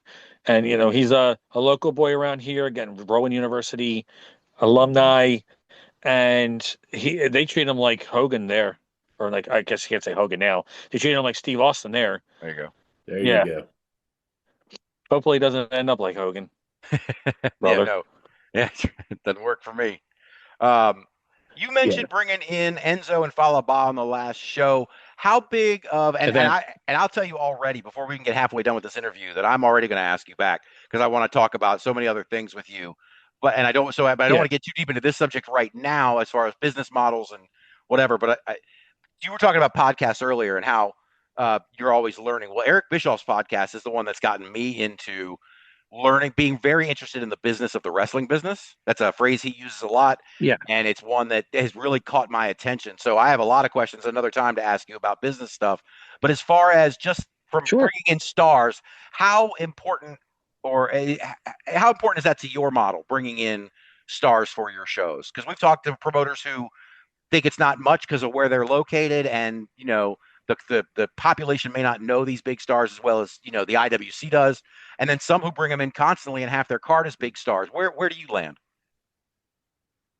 Well, first of all, Dog doesn't run shows. We run events. Remember that I one. put a counter in the top Other corner. wrestling companies run shows. I apologize for this guy, Dr. Yeah, Z. I'm the worst. He's something. Next time you come to a dog wrestling event, you'll see the difference. If you want to know the difference between a show and an event, make sure you come to a Dangerous Adrenaline Wrestling event, Gladiators event near you. You'll understand the difference. But yeah, see, it all depends too with the event. The Sacred Heart events we do in Riverton, New Jersey, there's nothing to do in that town. There's the Sacred Heart basketball team, and they just opened up a brewery, and I just basically do in Riverton, New Jersey. They have a really good ice cream place too. Homemade ice cream. On top of that, that's good too. There's really not a lot to do there. So when we run dog events, you might not see like Enzo Amore or like the big guy, but the wrestling there, they're so happy to see great wrestling. So it's a small little venue. It's actually not small as it seems, but small little town. So we give them, like we had last time, we had Jim Molyneux, who was the matchmaker for Dangerous Adrenaline Wrestling Gladiators, ECW original referee, a legend. A very smart, intelligent man. Another person I learned a lot from. And we had former WWE superstar King Tolan. But they tend to focus more on the talent that are brought in. When we do the Rowan University events, the Rowan wants big stars. When we do the Monmouth, they want big stars. They want that as part of it. So we bring them in to make the sponsors happy. So that's where like the next Rowan event we have coming up. We have Donovan Dijak recently from the WWF. We have NWA star Wrecking Ball Legursky. We have Tank Tolan again will be there. He's a semi-regular for Dog, but a former WWF star. We have Notorious Mimi, who works for NXT. We have Valerie Verman, who is so talented and so annoying, so obnoxious, but so talented. Yeah, Valerie Verman is another one of those. She's everywhere. Yes. And she's a World Wrestling Grand Prix Women's Champion. She won that she won a past Rowan event, and she loves her reflection in that belt. That's for sure. But she is so very, very good. She reminds me of 1984, 85, maybe Eddie Gilbert's version with Missy Hyatt. Okay. Like when Missy was with Eddie Gilbert in the UWF, where she was absolute money. That's the vibe I get from Valerie Verman, except she's a magnificent wrestler. Yeah. I hate to glaze on her right now because she's already got the biggest ego I know. It's not quite as big as Dave Doll's belly, but still. But still, like she is so incredibly good in the ring, and she's going to be on there. And we even have one of the conquistadors, so that should tell you it's top to bottom. There's a loaded card, and that's what they want to see. A wrestler who might not be known in like the the casual fans won't know him, and the WWF fans won't know him. But there's a wrestler called Tyson Maddox, and he's working in Japan right now, and he's brought in. And sometimes when we bring those wrestlers in, there's IWC type wrestlers, we're not bringing them in for the internet crowd. We're bringing them in so people can see talent. You know, no matter what you do, if you bring somebody who isn't as talented and somebody who can entertain you and somebody who knows and can do the things in the ring and look just so physically impressive and have that crowd in the palm of their hand, it doesn't matter if they're the most popular shindy wrestler that's out there, or if they're a former WWE star, or if you never heard of them. Talent brings fans happiness, and if they may not know now, but if they love that wrestler, they may find out more about him and come back to see him next time he's there. Right. So Tyson Maddox, he is, look him up right now. He is so very good in ring. He's been wrestling in Japan. He's from Georgia, and nobody books him around here. So he's like, he's somebody like you can go to any wrestling company and see the same 50 wrestlers, same 10 wrestlers, honestly, up and down the East Coast. And it's like people keep using the same people over and over and over again. One thing I like about DAWG is you're going to see people you don't know, like Wrecking Ball Legursky of the NWA. He's got a little bit of name out there right now and stuff, but then he's putting in there with the wrestler like David Goldie, who you might not know, like Tyson Maddox, who you might not know, and just out there, and they're showcasing all this ability and all this charisma, and just putting itself out there. When you go to DAWG, it's not like any place, and even the wrestlers you do recognize, they're often put in matches you haven't seen before. Mm-hmm. So the idea is to create these unique experiences when you come to a Dangerous Adrenaline Wrestling Gladiators event, to really feel something special. So you're not feeling like you're just watching the same stuff over and over and over again and ad nauseum. Right. And what are the things so on the flip side of that coin, what are the kinds of things that you've talked at length here about how many places that you've had contact with, how many places you've worked for or dealt with? What are the things that you've seen around? I'm not naming names or telling specifics, but what are the kind of things when you start DAWG, you say, I saw this, and this when I was around, and we are not doing that? Yeah, there's a lot out there. Unfortunately, there's a lot of people who, in my opinion, don't respect professional wrestling, don't respect the sport. They worry about getting their stuff in. That was what word I was originally going to use. They worry about their gimmick and their own personal selfish, but they don't realize how what they do can hurt the entire business. I'll use an example. I'm still paying for the sins of Dennis Carluzzo. That he has not been alive for a very long time, wrestling, promoting even way before that. So, but I still have wrestling promoters and buildings that will not let us run because of what Dennis Carluzzo did. There are wrestling buildings and stuff that won't have anything to do with me because of Chris Benoit. You know, and then there's stuff out there. I had a wrestling event where I was supposed to have a whole 2 busloads from Children's Hospital of Pennsylvania come down. And instead of asking me more information, they decided to look up wrestling on that day in New Jersey and found a ultra violent hardcore promotion and saw that and canceled the bus. Oh. Because they saw that had nothing to do with me, you know, whatever. And generally, you know, in wrestling, I believe in let live and let live. But if it hurts my business, it's something of that. And what's going to happen when somebody gets hurt and now it hurts it for everybody else? There's so many people. Just because you can doesn't mean you should. You know, just because you can wrestle in a dirt field without a ring and on a bunch of thumbtacks, it's fine. You know, whatever you want to do you want to do that. But there are consequences to things, and it just takes one wrong Karen, one wrong somebody to see that, and it hurts. We had an event canceled on us recently. We were supposed to do because of something else that happened in a town, and they found out about it, and like, this is wrestling, and we try to explain that's not. And there's other things that I have to worry about because, again, it just takes one wrong person to see something, and then it ruins it for everybody. Right. Wrestling should be wrestling should be a business to make money, and wrestling should be to betterment of everybody involved. If you're a promoter, there's a lot of people out there that I will not mention names because they don't deserve the free airtime. There are a bunch of carny schmucks who sit there and blame everybody else for their failures. But when you talk to buildings, they sit there and drop their names about leaving alcoholic bottles and breaking parts of the building and stuff like that. And they'll sit there and act like, well, I do this to screw this person over because I've always been screwed over. You know what that means? That means you're a piece of absolute garbage and you're just looking for an excuse for it. I mean, you're not, and that's what it is. You're blaming your own piece of crap, on somebody else because you are a piece of crap and you're just looking for an excuse to be a piece of crap. Mm-hmm. And I'm really trying to keep my language. I'm not used to editing myself, so it's really difficult for me. I'm sorry. We don't edit ourselves too much on here. So, I mean, a little bit, but maybe not too much. Good, Dr. Z. There's a lot out there though who've screwed over fans, screwed over buildings, screwed over wrestlers, screwed over sponsors. They're looking just to steal and to do whatever they can just so they make them feel like they're real promoters. Way too many tax time promoters, way too many people that don't belong in the business. I hate to say this because I know how bad it's going to be, but if New Jersey ever becomes regulated again, I hope they do it right this time and it's not done by a bunch of carnies and criminals. Right. Because people knew how to get away with all that garbage back in the day. Yep. But and there's also the people that I don't want it to be the next Oregon where it's completely ruined any chance of running professional wrestling because of all the things. But they're really there's too much scum right now in this business, especially in this area. And I know it's going to suck because a lot of good promotions will die, but sometimes you have to kill some good cells to get rid of cancer. There's a lot of cancer in this business, and it really pays.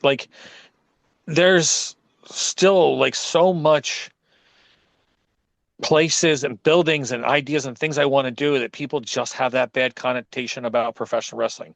There's already a negative opinion of it, and some people think, oh, it's fake. Yeah, try to do it. Tell me how your body tells you it's fake. And other things, it's a bad perception of the sport. Yes.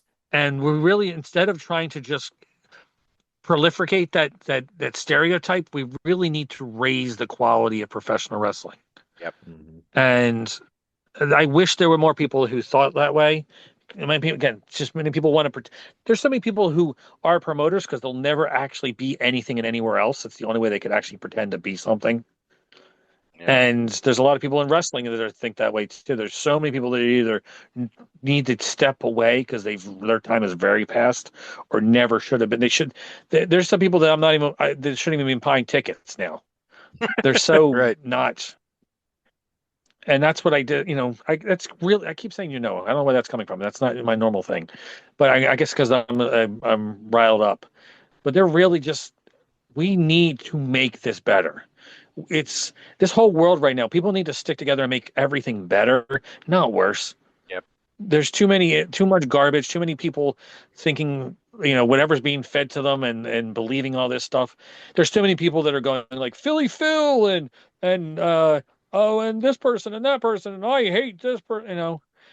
You could hate somebody as a wrestler, but when you're going all insane because somebody conned you into believing a story, it's just sit back and enjoy professional wrestling. Yeah. Leave it to the people that hate wrestling as the people to be the people in wrestling. Right. Because unfortunately, when you peel back that curtain, it takes away a lot of that enjoyment.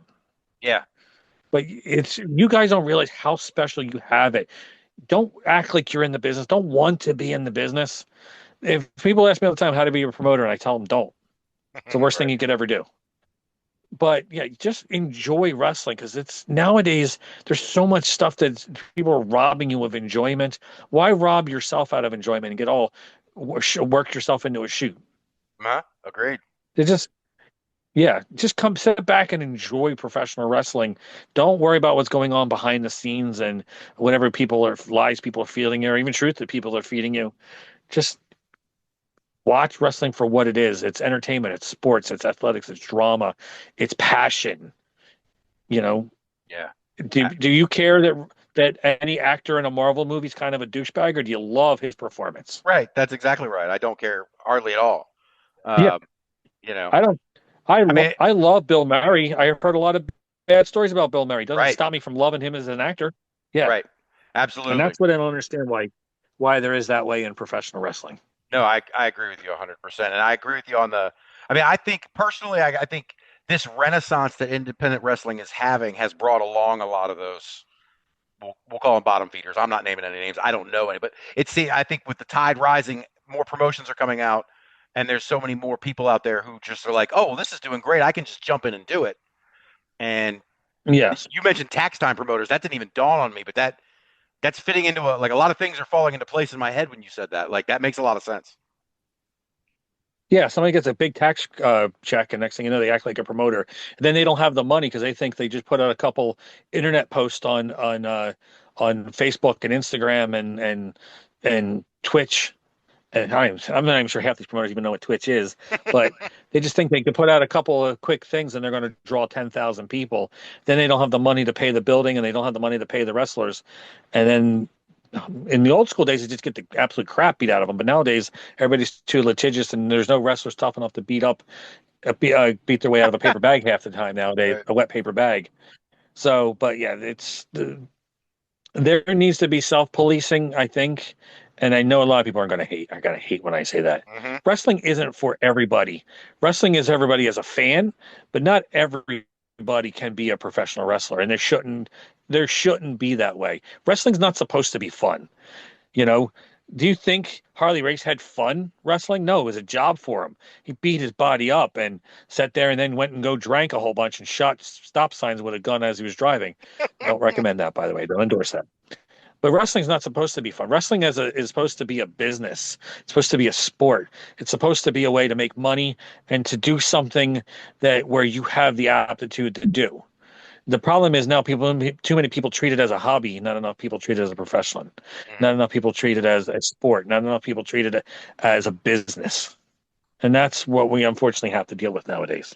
Right. Yeah. You mentioned sitting around listening to the, Missing Link and all these guys in the locker room and basically sitting under the learning tree, reading as much as you can. I think the one word answer to this is pretty obvious, but if you could expound on it, like my question is the younger generation a lot less inclined to do that now? With so much available at such ease, there's so much you can learn from. But the problem is a lot of I've noticed, and maybe I'm not this is not everybody, but a lot of people have a very particular narrow aspect by listening to the people that they want to listen to that feed them the information that they want to have them. Yeah. It's the same as any politician, as any religious figure, at any con man, any cult leader. They sit there and they use their power and their charisma and their personality and their ability to speak to manipulate you into believing one's very, very, very specific way. Right. And I know it sounds like sometimes I'm the same way but I've watched when wrestling was successful. I've been to cards that were packed where everybody loved the professional wrestling. They sat there and they yelled and they screamed and they suspended their disbelief. They believed. The wrestler can move their thumb, make a facial expression, do certain body language, and then the fans would immediately understand what was going on and buy into that, cheer or boo or jeer, throw beer bottles and try to stab people because they're so angry at them. Right. It's not. I glamorize that. It's not actually a good thing. No, but the thing you're talking about the was ability now. Yeah, the ability to engage we with need people the and ability. Yes, there needs to be that. Everybody worries. I hear so many people like, "Oh, I'm gonna be a promoter. I want to do this 19-man match where everybody's in the ring at the same time, but it's not a battle royal, and we're gonna have this on the second. That's the first match, and then the opening match, second match, we're gonna have a steel cage, barbed wire, exploding scaffold match with piranhas on it, and then the third match is going to be a scientific match, and we're gonna have a shoot match, and then like they have no idea how to they think that's." They've been so many people who think video games is professional wrestling, and they think people who don't know what they're doing is professional wrestling and don't know how. When you build a building, do you build the window before you put a wall in? Do you even bother putting the wall in before you put the floor in? Do you bother putting the floor in before you build a foundation? Do you even bother building the foundation before you find a plot of land? And that's the problem, is so many people are trying to build houses that way instead of actually starting from the ground, finding the property, and then building it up to the roof. Yeah, You no, that have makes total sense. to build. Yeah, it's supposed to be logical and misunderstand. And the problem is, if you have one roof, if you have one wall that's made out of brick and another wall that's made out of flaming tables, your building's not really going to be that stable. Right. Uh, I wanted Then to your other talk. wall's made out of pudding pops. Oh my God. I wanted to ask you though. You were talking about we talk about these promoters and they think they could just put a couple of posts up and all of a sudden they've got an event. Meanwhile, you guys are out here at Nerd Force Fan Fest recently. How did that go? That was pretty cool. It runs at Rowan University. I knew we were running at Rowan, so I used it as a good promotional tool. But Mhm. also, I was looking to expand our market. Pro wrestling and Star Trek and Star Wars and comic books and Dragon Ball Z and all that, they have a very similar audience. Mhm. And I was trying to expand Dangerous Adrenaline Wrestling Gladiators horizons out there to try to get new fans and to open up people's eyes for dog pro wrestling. I mean, our friend Dylan Mesh, one half the dog tag team champions, was there. Silver Lobo was there, and unfortunately, that big piece of crap Dave Dahl was there too. I saw Surprised it. they had enough room to put anything else in that. That damn Dave Doll. Yeah, he's so big. I'm surprised they had any room for fans. But yeah, we went out there and I let feel like now we everybody need to know let what Dave dog Dahl pro come on here wrestling and is. do a rebuttal. Yeah, make sure you use the Hubble telescope from space to get them all onto. I love it. Oh my Hey, goodness. Dr. Z with the hot takes, man. My Dr. Z God. tells it like it is. I am having a Yeah, blast. wait till I'm being opinionated when I let loose. We got to get up to one of these shows, I'm not John. gonna Like I gotta see this in person. events. God damn it! Events. Put the counter in the top. Put the counter in the top. We're gonna have to do that. We'll Ching. put the video up with the ding ding. All right. So the Get some shows that you shots of have coming tequila. up, Ah, the events that Events. you have coming up, April 15th, WRAHstlemania, and then April 19th, you It's April guys will be at, 17th. wrong date. Sorry, April 17th, WRAHstlemania, April 19th at Geekfest. Let's talk about WRAHstlemania. What do you have anything announced? What are your matches announced for that? Right now, it's for Rowan After Hours. It's an exclusive for Rowan University. Rowan After Hours is putting on the event for Oh, students of Rowan hoorah. University. Okay. We've been doing this. We've been doing this since 2017, I think, is when we started wrestling. We've been doing events every year since then. We've had top stars, from Lindsay Dorado, guy I gave a shot to before he even had a mask, and Davey Boy Smith Jr., and Richard Holiday, and a lot of really, really big name talented wrestlers. And then a lot of other wrestlers, throughout the years in different championship matches we've had at Rowan University. And we always try to put something special. There's actually a lot of wrestlers who graduated from Rowan University. Not only is David Goldie on the card, but we also have four wrestlers who are from Rowan University who are going to be in a four corners elimination match. That night, they're going to be the King of Rowan, Awesome. and it's going to be something special for the fans. Could you just imagine going to that college, that university, and seeing people who graduated from there and doing something you've always wanted to do in professional wrestling? It's inspiring. It doesn't matter if you don't want to do pro wrestling. If you want to be an architect, you want to be a television producer, you want to be. Now you see that you can do stuff and make something of yourself and see your dreams succeed. And that's something what we're going to do at Rowan University. We do these raw events, and they're always really, really good. I mean, like I told you, we have David Goldie is going to be there defending the World Wrestling Grand Prix champion against former WWE star Donovan Dijak. That's Goldie's biggest match to date. Donovan's tall. People really in the WWE, everybody's big, but this guy is big, and he's so incredibly talented. World travel, just recently came back from India, and he is the WWE did not give him a proper chance. They gave him a bad gimmick, and then he wasn't able to do what he needed to do. But that match is going to be really, really, really good.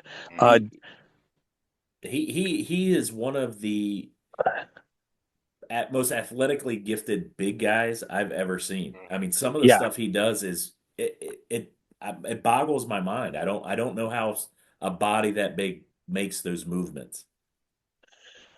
Well, another match that's really, really good too. Speaking of big men, you got Wrecking Ball Legursky, former of the Fixers of the NWA. He's actually cousins of Vinny the Fixer, Oh, and he was he was supposed to face against Connor the Flag Boy, but Connor the Flag Boy recently got hurt in a match against Falaba when Falaba sat all 400 pounds on him on his chest. it happens. So he right now paid for an assassin in Tyson Maddox. So you're going to see Tyson Maddox versus Wrecking Ball Legursky. Wrecking Ball is like a modern day Bam Bam Bigelow, and um, and Tyson Maddox is if like Ron Simmons and Shelton Benjamin had a kid. Yeah, I was just looking at the photos So of him, that- man. He's a thick boy. He's thick. He's back, yeah, with 7 C's, and athletic and agile. Both men are very athletic, very agile, big boys. That's a lot of beef. You got to call Arby's for the sponsor of that match. We have the beef on there. No doubt. And so Connor's is paying Tyson to substitute himself in that match. He'll be in Tyson's corner, and if Wrecking Ball wins that match, even though Connor the Flag Boy's hurt, he gets 5 minutes in the ring with Connor. Nice. So that. And then we mentioned Notorious Mimi and Valerie Verman before. Valerie Verman defending the World Wrestling Grand Prix Women's Championship against Mimi. Wow. I have to make sure I delete all the pervert comments that show up on the YouTube page every time either of them are wrestling on the DAWG YouTube.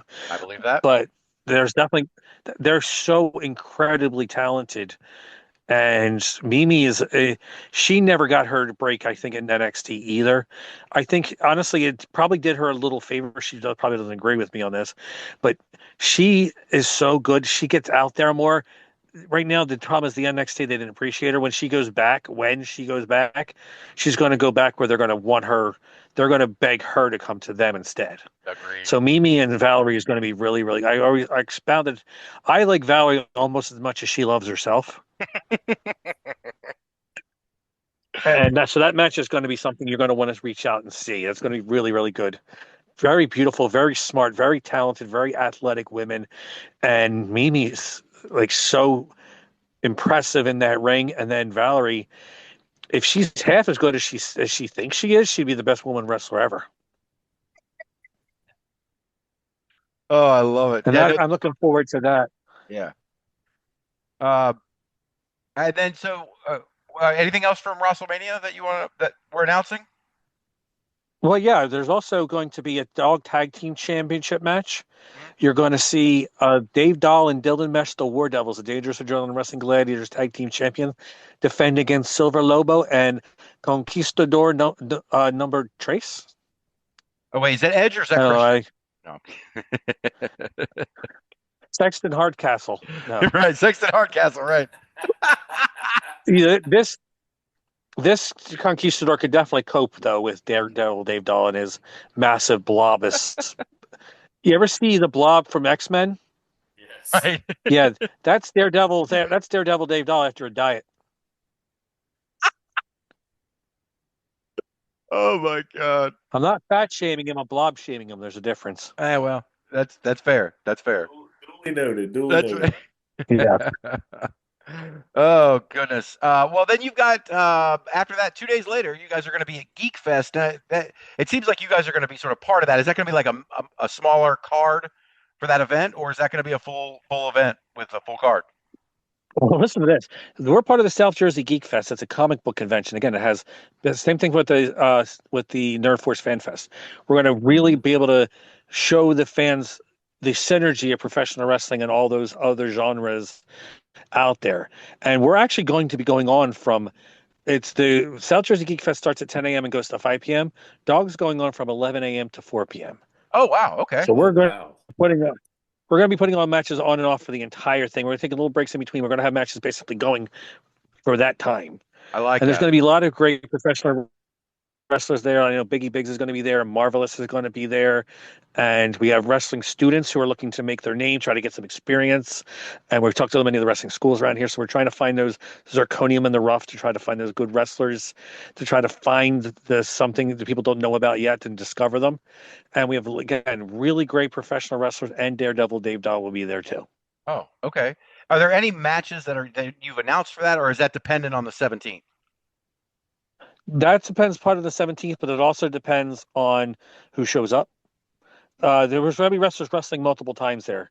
I assume if Daredevil Dave Dahl and Dylan Mesh are tag team champions at that event, they'll be defending. And again, who knows what's going on there? But it's just like professional wrestling. It's going to be recorded too. But I want everybody listening to go there and come there with their cameras, come there with their phones. I want you to live stream what's going on. I put it on Instagram, put it on YouTube, put it on Facebook, put it on X, put it on Blue Sky, put it on Twitter, or I'm sorry, what's it called now? X. I think I said X already. Put it on MySpace, put it on Livewire, put it on BBLs, and whatever those things were called. Go back in time. Put it on stone Napster. tablets, paint it on cave walls. Napster. Livewire, get yourself some computer aids. Oh my gosh, that ruined more computers. Especially Yes. LimeWire. Good. LimeWire was just Yeah. Basically, it's like, let's inject your computer with HIV. Oh my gosh! But no, I go back in time, paint it on cave walls, carve it into hieroglyphics. Imagine how much carving you have to do to carve in Dave Dahl. You're going to need one of those pile drivers and one of those sandblasters just to be able to get him on. It won't be a cave wall. You'll have to carve him on the moon. Oh He's not the man on the moon. But yeah, you do whatever you can. Spread the word. I want everybody there broadcasting live because we're going to be putting all these matches on YouTube too. Same thing for these events at Rowan. But we want people there live, just experience and become a dog fan. And then check out the South Jersey Geekfest too. Get yourself some Dragon Ball Z merch and some awesome handmade crystal items and anything that's 3D printed and all the other cool stuff. I want you there and have fun. The whole part of professional wrestling as a fan should be to have fun. And when you get involved with something else where you sit there and you get your comic books and you get your Star Trek lightsabers and anything else you can get, make sure you do it and then come check out Dog Pro Wrestling. Just having it, bring your sons. One thing about Dog Pro Wrestling is you can bring your little children and your parents and you won't be embarrassed either way. Whether you're 8 or 80, everybody has something for in Dog Pro Wrestling. We're old school professional wrestling with new school attitude and new school athletics. And you can see what I believe pro wrestling is. It's going to be some really, really great wrestling. And kind of also Dave Dahl will be there. But make sure you have fun and enjoy it and scream and yell and sit there and let yourself believe again. Bring that magic back. And that's what Dog is. Bring that magic back into your life. Right now there's so much going on. We need distractions. We need something to make us happy. We need something to be able to hold on to. This world is falling apart. So instead of letting it fall apart, sit there and enjoy what you can and have fun and help your mental health. Dog Pro Wrestling will help your mental health. First of all, you get to see what great wrestling is like, and you get to see what happens if you let yourself fall apart like Daredevil Dave Dahl. Right. And I could have saved this for the very end, but this seems like a perfect spot to put it in.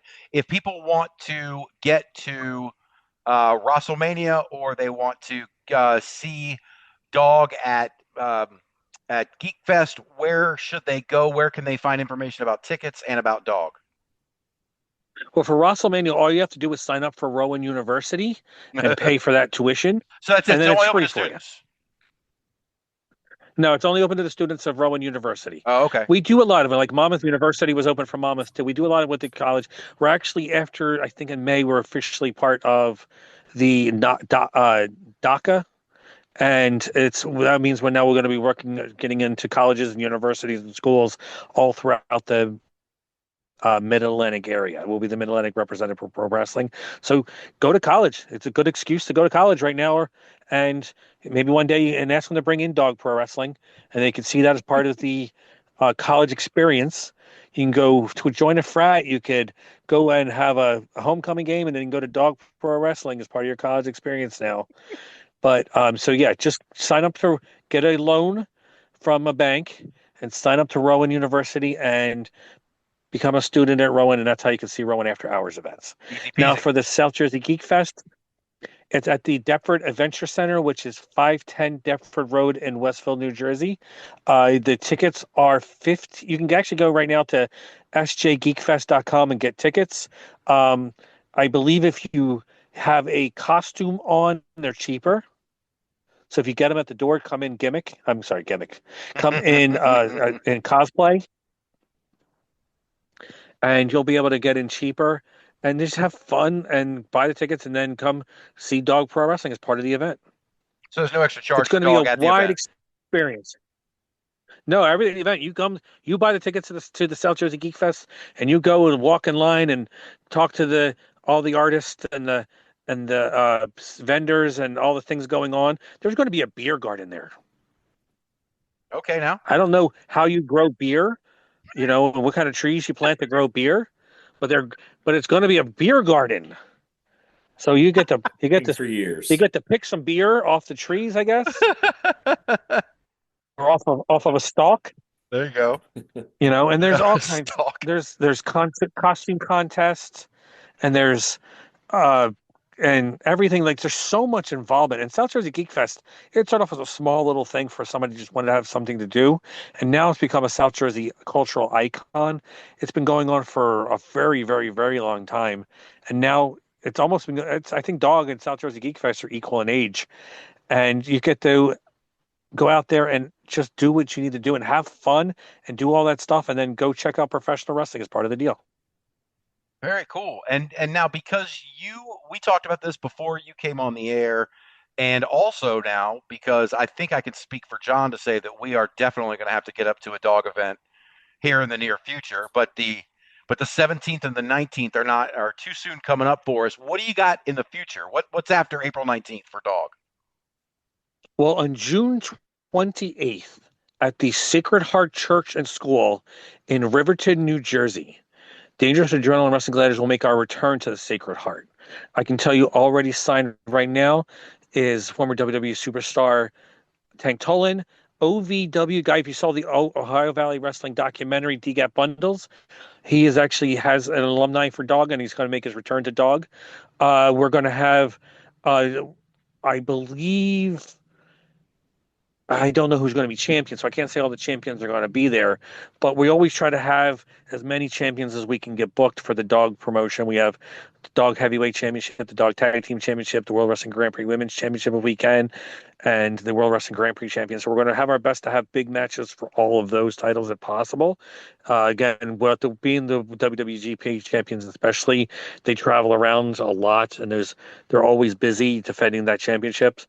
But we're going to try our best because we love to have, we want to give the fans of Dangerous Adrenaline Wrestling Gladiators and true professional wrestling something special. And we're not like other promotions. We don't have 74 titles, and not everybody has a title around their waist. We don't have the Italian junior heavyweight gelato eating championship and all the other stuff that some promotions have. But we try to, every belt, every championship we have, we try to make it as prestigious as possible. There's a reason when you see a WWGP championship match on the marquee that you're going to want to come see it. If David Goldie's still the champion, then he'll be defending it. And if you don't know who David Goldie is, buy a ticket and learn. Sit down and learn to love him, because he's a future star. He's going to be the it boy. His crossroads is a lot more than just being a security guard. He's going to be a major professional wrestler. Mm-hmm. And if he's on that card, take tune to dogprowrestling.com, DAWG. You'll know what's going on. Make sure to check out all of our social medias.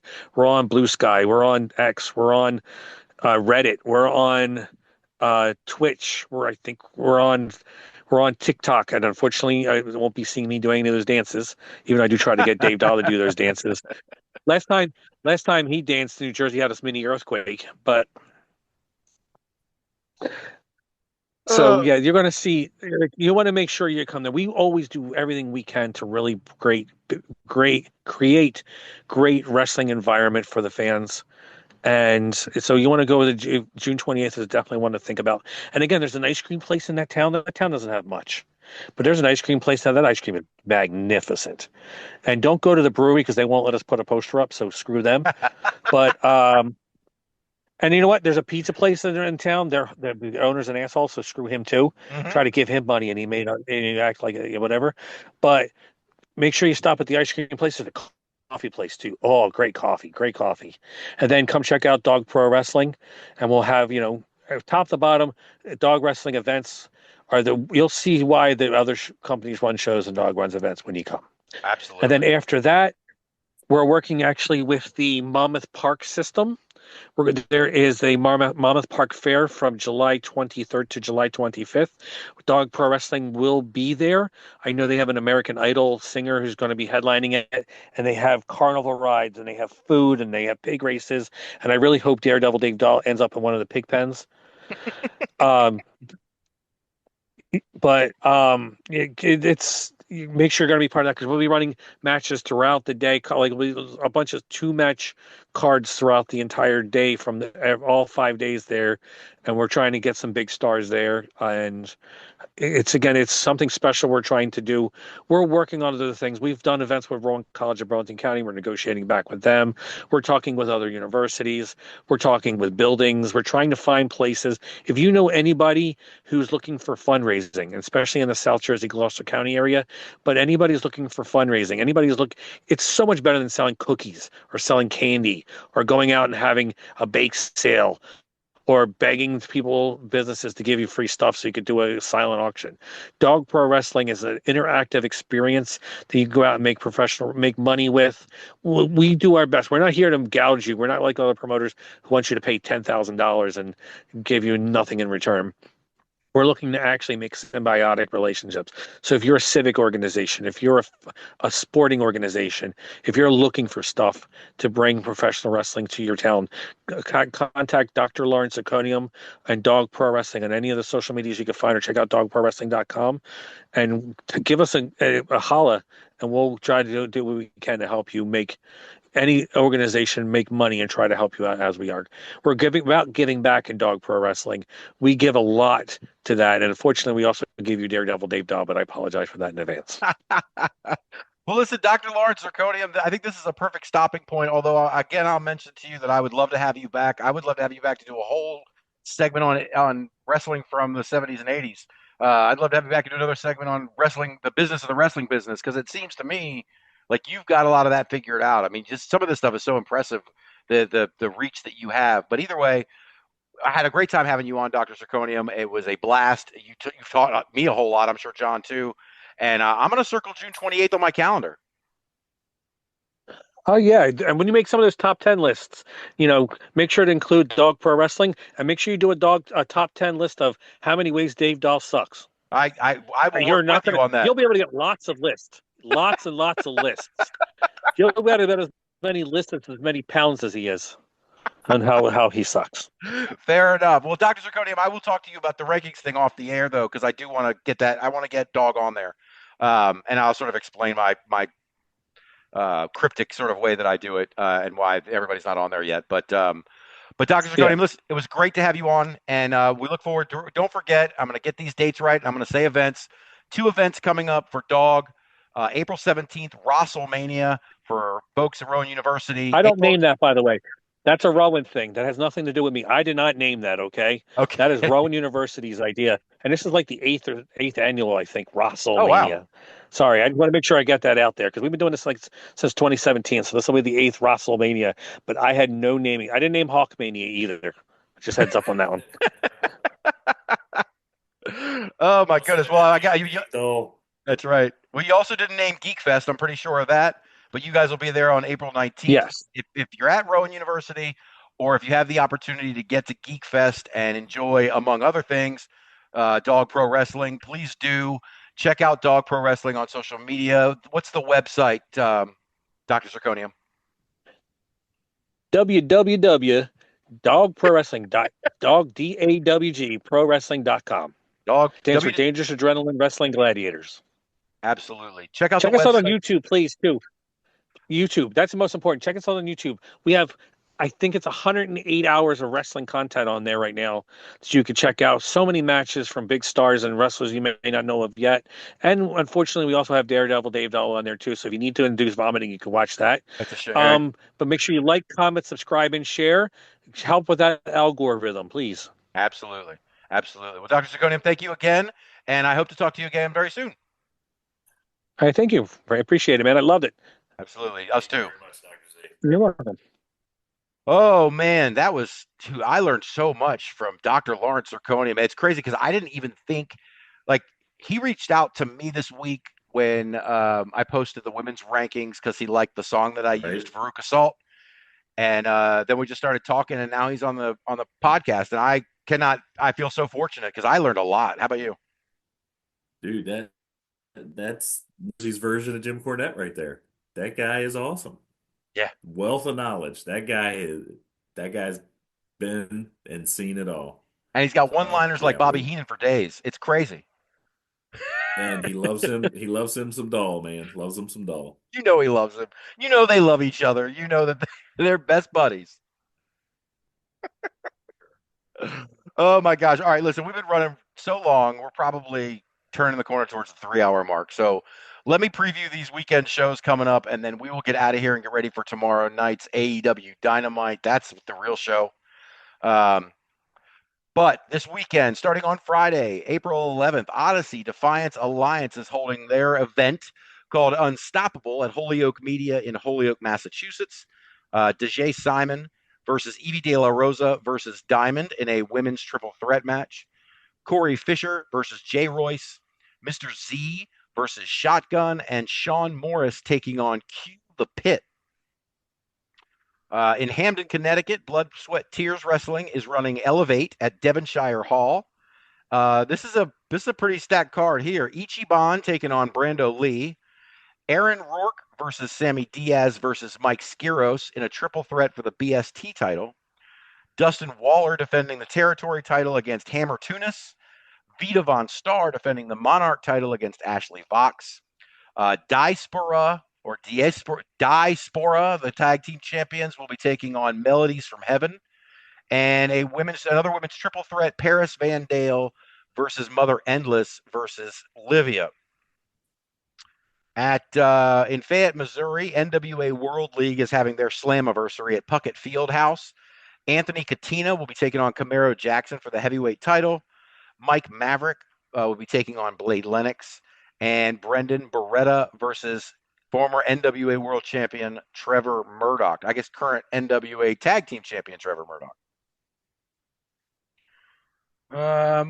Freelance. John, you and I are going to watch a freelance show. This might be the one. They're having nonstop momentum at Logan Square Auditorium in Chicago. White Meat is taking on the New Guys. God, dude, they're everywhere. It's making me furious. I got Blair Onyx taking on Regan Lydale. Corbin and Sawa taking on Bang and Matthews. And for the freelance title, Alfonso Gonzalez is going to defend against Devin Monroe. On Saturday, April 12th, American Excellence Wrestling is having Unbreakable at the Hamburg Fieldhouse. Oh, the other one was Unstoppable. I thought I was reading it twice. Unbreakable at the Hamburg Fieldhouse in Hamburg, Pennsylvania.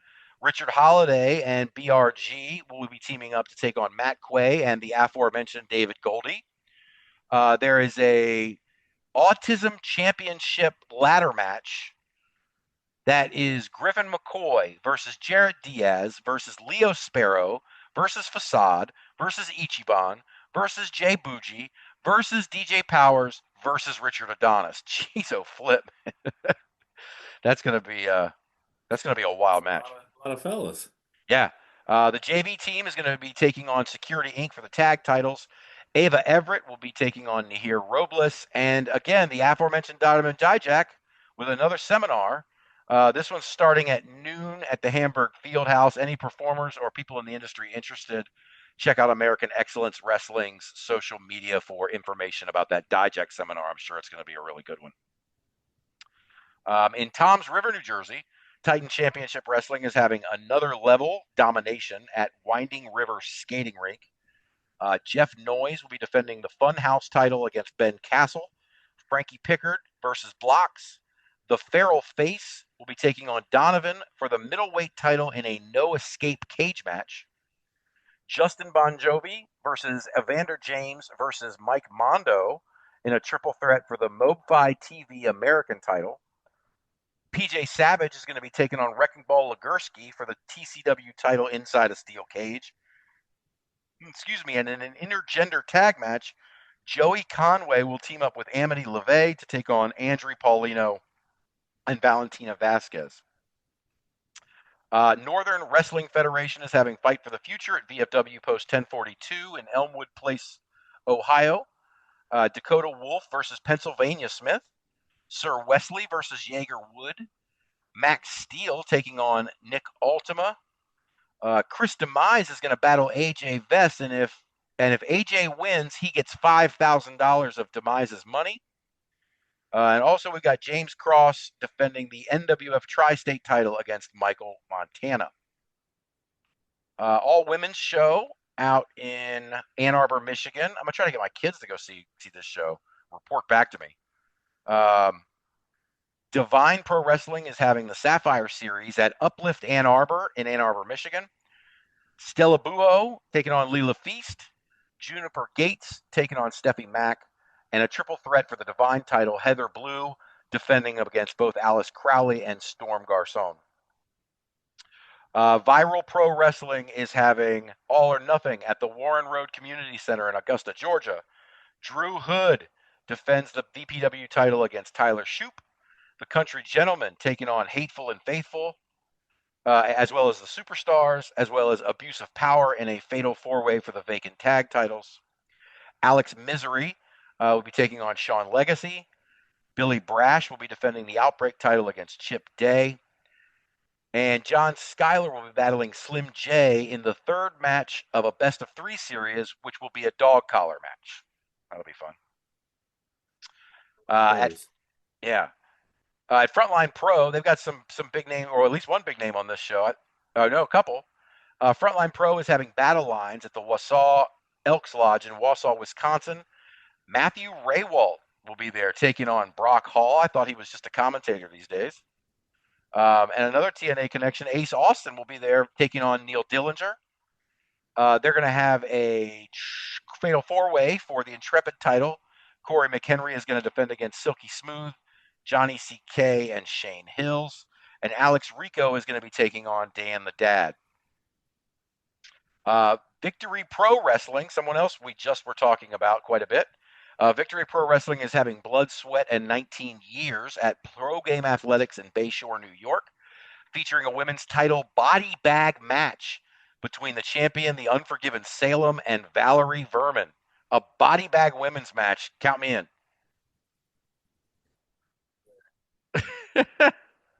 Also on that show, Eric James is going to be taking on Rex Lawless. Triple threat, Samuel Thompson versus David Graham versus JJ Doze. And Jay Delta will be there taking on Sensei D Vibe. Finally, last one on Saturday, Prestige Wrestling is having Roseland 11. Now, this is a stat card at the Roseland Theater in Portland, Oregon. X-Pac is going to appear. The Crush Boys are going to defend the tag titles against Trevor Lee and Andrew Everett. How do you say it? Is it Asame? Is that how you say it? That's how I think you say it, Asame. Yeah, I'm terrible with that. I know that I say it wrong at least. Does it say it on here? Anyway, Azame, she's going to be taking on, back to my sheet here, Hyann, who is also another incredible women's indie performer. You're also going to have a triple threat between Susumu Yokosuka, Ho-Ho Lun, it's a fatal four-way, sorry, Ishin and Ethan HD.